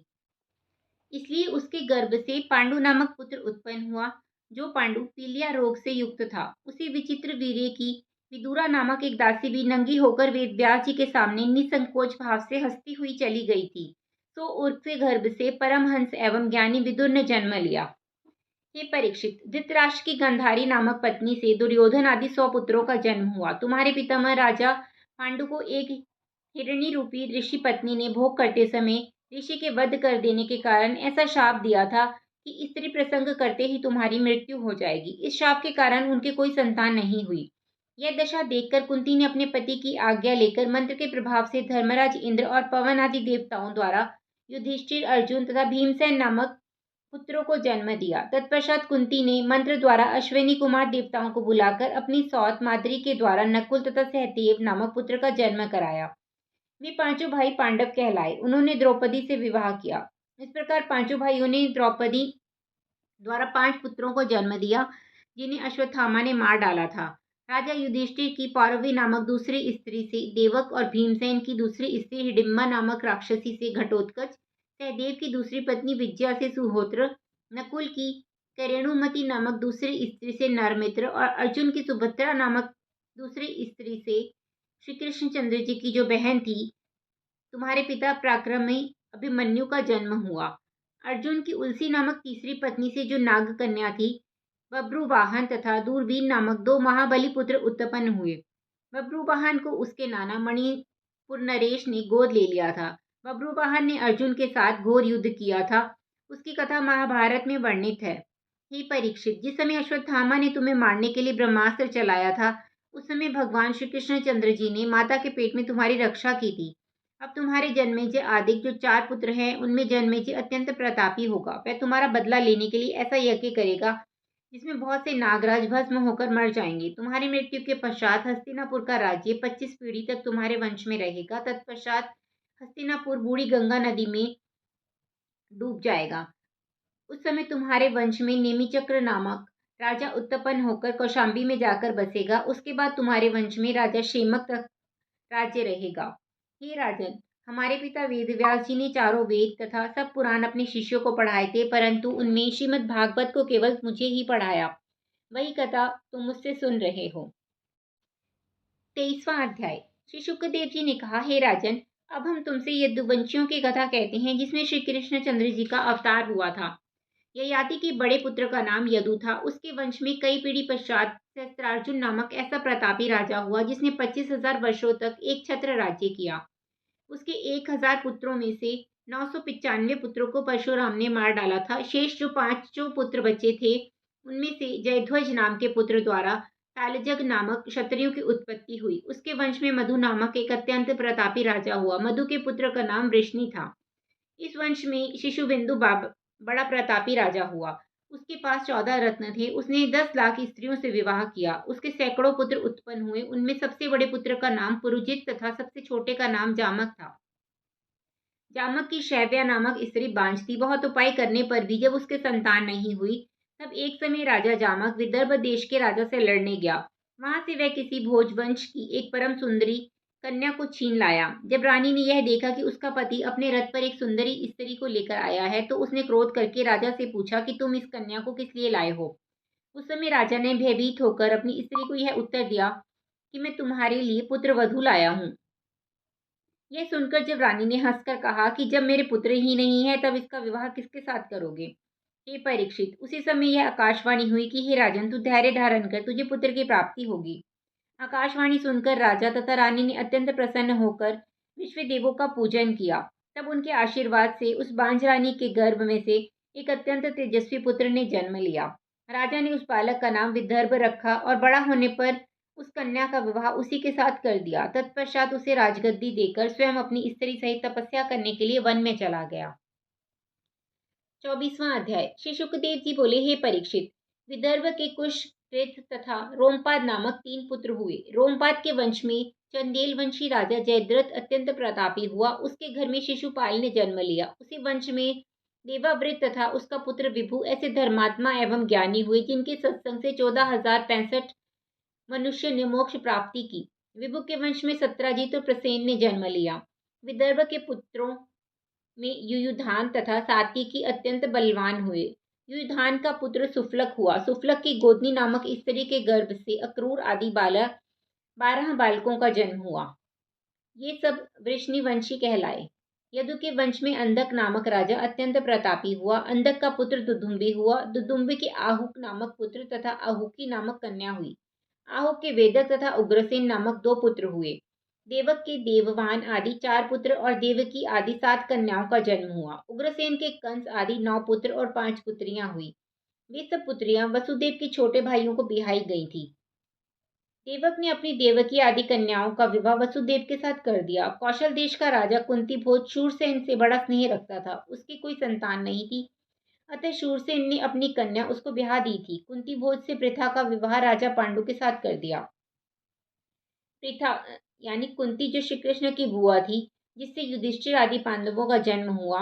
कुंती ने बाल्यावस्था में दुर्वासा ऋषि को अपनी सेवा से प्रसन्न किया था, जिसके कारण ऋषि ने कुंती को देवाहूत नाम की एक ऐसी मंत्र विद्या दी जिसके प्रयोग से देवता चले आते थे। अतः एक बार कौमार्यावस्था में ही कुंती ने उस मंत्र की परीक्षा लेने के लिए सूर्य देवता का मंत्र जपा। उस मंत्र के प्रताप से सूर्यदेव उसी समय आ पहुंचे। तब उन्होंने कुंती से पूछा, हे कुंती, तुमने मुझे क्यों बुलाया। तभी कुंती ने कहा, महाराज, मैंने तो मंत्र की परीक्षा लेने के लिए यूं ही आपको बुलाया था। यह सुनकर सूर्यदेव ने कहा, हे कुंती, मेरा आना निष्फल नहीं जा सकता। मैं तेरे साथ भोग करके तुझे एक बालक दूंगा। कुंती बोली, हे प्रभु, अभी तक तो मेरा विवाह नहीं हुआ, अतः पुत्र होने से मुझे दूषण लग जाएगा। सूर्य ने उसे समझाते हुए कहा, हे कुंती, तू चिंतित मत हो, तेरा कौमार्य भंग ना होगा। यह कहकर सूर्यदेव ने कुंती को अपना प्रसाद दिया। उससे कुंती के कान से एक अत्यंत तेजस्वी बालक का जन्म हुआ। उसे देखकर कुंती आश्चर्यचकित रह गई। तत्पश्चात कुंती ने उस बालक को संदूक में रखकर गंगा में बहा दिया। हे परीक्षित, उस बालक का नाम कर्ण हुआ। कर्ण को तुम्हारे पितामह अर्जुन ने मारा था। अस्तु, हमने तुम्हें वसुदेव की बहन पृथ्वी की कथा सुनाई। अब तुम उनकी अन्य चारों बहनों का वृत्तांत सुनो। दूसरी बहन का नाम श्रुति देवी था। वह कारुष देश के राजा धर्म को बिहाई गई थी। उससे दंतवक्र आदि पुत्रों की उत्पत्ति हुई। तीसरी बहन का नाम श्रुतकीर्ति था। उसका विवाह दृष्टकेतु के साथ हुआ। उससे संतर्दन आदि पुत्रों की उत्पत्ति हुई। चौथी बहन का नाम जरा देवी था। इसका विवाह अवंतीपुरी के राजा जयसेन के साथ हुआ था। पांचवी बहन का नाम श्रुतिभवा था। वह चंदेली के राजा दमघोष को बिहाई गई थी। उससे शिशुपाल का जन्म हुआ। देवकी के अतिरिक्त वसुदेव की 11 पत्नियां और भी थी। उन सब से भी अनेक संतानें हुई। देवकी के गर्भ से भगवान श्री कृष्ण चंद्र जी का अवतार हुआ था। हे परीक्षित, अब हम द्रौपदी के स्वयंवर का हाल संक्षेप में कहते हैं, सुनो। हे परीक्षित, जब अर्जुन स्वयंवर में से बेदकर द्रौपदी को ले आए, उस समय वे अपने सब भाइयों सहित कुंती के पास जाकर बोले, हे माता, हम एक बहुत सुंदर वस्तु लाए हैं। कुंती ने उसे भोजन का कोई पदार्थ समझकर कह दिया, तुम पांचों भाई आपस में बांट लो। अतः माता की आज्ञा अनुसार पांचों भाइयों ने द्रौपदी को अपनी पत्नी स्वीकृत किया। जब राजा द्रुपद को यह बात अच्छी ना लगी, तब युधिष्ठिर ने उनसे कहा कि हम लोग अपनी माता की आज्ञा को नहीं टाल सकते हैं। उस समय राजा द्रुपद ने वेद व्यास जी से कहा, हे प्रभु, द्रौपदी के विवाह संबंधी मेरे प्रण को केवल अर्जुन ने पूरा किया था। अतः अब द्रौपदी को पांचों भाई अपनी पत्नी बनाना चाहते हैं। ऐसी स्थिति में आप ही बताइए कि क्या होना उचित है। यह सुनकर व्यास जी ने इस प्रकार कहा, हे द्रुपद, हम तुम्हें द्रौपदी के पूर्व जन्म की कथा सुनाते हैं, उसे मन लगाकर सुनो। एक समय गंगा जी में एक अत्यंत सुंदर कमल का पुष्प बहता चला जा रहा है। उसे देखकर इंद्र ने कहा कि मैं इस पुष्प का पता लगाकर लाता हूँ कि यह कहाँ से आया है। इंद्र उसका पता लगाने उस स्थान पर पहुंचा जहाँ से गंगा जी का जल प्रकट होता है। तो उसने यह देखा कि वहाँ एक अत्यंत सुंदर स्त्री खड़ी रो रही है और उसकी आंखों से जो आंसू गिरते हैं वे कमल के पुष्प बनकर जल में प्रवाहित हो जाते हैं। यह आश्चर्य देखकर इंद्र ने उस स्त्री से पूछा, हे सुंदरी, तू कौन है? उस स्त्री ने उत्तर दिया, मैं एक स्थान पर चलती हूँ, तुम भी वहां चलो तो तुम्हें सारा हाल मालूम हो जाएगा। यह सुनकर इंद्र उस स्त्री के पीछे पीछे एक पर्वत पर चढ़ गया। वहां पहुंचकर इंद्र ने यह देखा कि एक अत्यंत सुंदर स्त्री पुरुष रतन जड़ित सिंहासन पर बैठे हुए परस्पर कुछ खेल रहे हैं। उस समय इंद्र ने अपने मन में सोचा कि मैं सब देवताओं का राजा हूँ, तो भी इस पुरुष ने मेरा कोई आदर नहीं किया है। इंद्र के मन की दशा जानकर वह अंतर्यामी पुरुष जो साक्षात शंकर जी थे थोड़े मुस्कुराए। उस हंसी को देखते ही इंद्र भय के मारे कांपने लगा। तब शिवजी ने इंद्र से इस प्रकार कहा, हे इंद्र, यदि तुम यह प्रतिज्ञा करो कि अब मैं कभी अभिमान नहीं करूंगा तो तुम्हारे प्राण बच जाएंगे, अन्यथा नहीं बचेंगे। यह सुनकर इंद्र ने भयभीत होकर प्रतिज्ञा कर ली। उस समय श्री शंकर जी इंद्र को साथ लेकर पर्वत की कंदरा में गए। वहां इंद्र ने देखा कि उस स्थान पर इंद्र के स्वरूप वाले 4 पुरुष और बैठे हुए हैं। तब महादेव जी ने इंद्र से इस प्रकार कहा, हे इंद्र, तेरे समान ही इन चारों ने भी अहंकार किया था। अब मैं यह चाहता हूँ कि तुम इन चारों के साथ संसार में जन्म लो। शिवजी के मुख से यह वचन निकलते ही चारों अत्यंत विलाप करने लगे। श्री शिवजी ने कहा, रो मत, तुम लोग संसार में जन्म लेकर शुभ कर्म करोगे। यह सुनकर उन लोगों ने प्रार्थना करते हुए कहा, हे महाप्रभु, आपकी आज्ञा अनुसार हमारा जन्म मृत्यु लोक में होगा ही, परंतु आप ऐसी कृपा कीजिए जिससे हम देवताओं के अंश द्वारा मनुष्य का शरीर प्राप्त करें। यह सुनकर शिवजी ने एवमस्तु कहा। तदुपरांत उन पांचों ने युधिष्ठिर, भीमसेन, अर्जुन, नकुल और सहदेव का जन्म पाया। इंद्र जिस स्त्री के साथ पर्वत पर गया था उसे शिवजी ने कहा कि तू भी मनुष्य शरीर धारण करके इन पांचों की पत्नी होगी। हे राजन, वही स्त्री तेरे घर में द्रौपदी नाम से जन्मी है। व्यास जी के मुख से इस वृतांत को सुनकर राजा द्रुपद का मोह नष्ट हो गया। हे परीक्षित, इस कथा के संबंध में किसी किसी ऋषि का यह कहना कि पूर्व जन्म में विभा ने श्री शंकर जी का तप किया था। तब शिवजी ने प्रकट होकर उससे वरदान मांगने को अपने 5 मुखों से मांग मांग कहा। उस समय उसने भी अपने मुख से 5 बार पति पति कहा। तब शिवजी ने उसे यह वरदान दिया कि तूने अपने मुख से 5 बार पति शब्द कहा है, अतः तू 5 पतियों की पत्नी होगी। शिवजी के ऐसे वचन सुनकर विभा ने प्रार्थना करते हुए कहा, हे प्रभु, मैंने 5 पति होने के लिए तप नहीं किया था। इस पर शिवजी ने उत्तर दिया, हे विभा, मेरा वचन अन्यथा नहीं हो सकता। हे परीक्षित, यह मैंने द्रौपदी के 5 पति होने का कारण कहा है। द्रौपदी को अपने 5 पतियों से कलेश ना था। वे समय का बंटवारा करके अर्थात एक संतान ना होने तक उसे अपने पास रखते थे और संतान हो जाने पर दूसरे भाई की सेवा में उपस्थित हो जाती थी। नवम स्कंद समाप्त। जय श्री कृष्ण।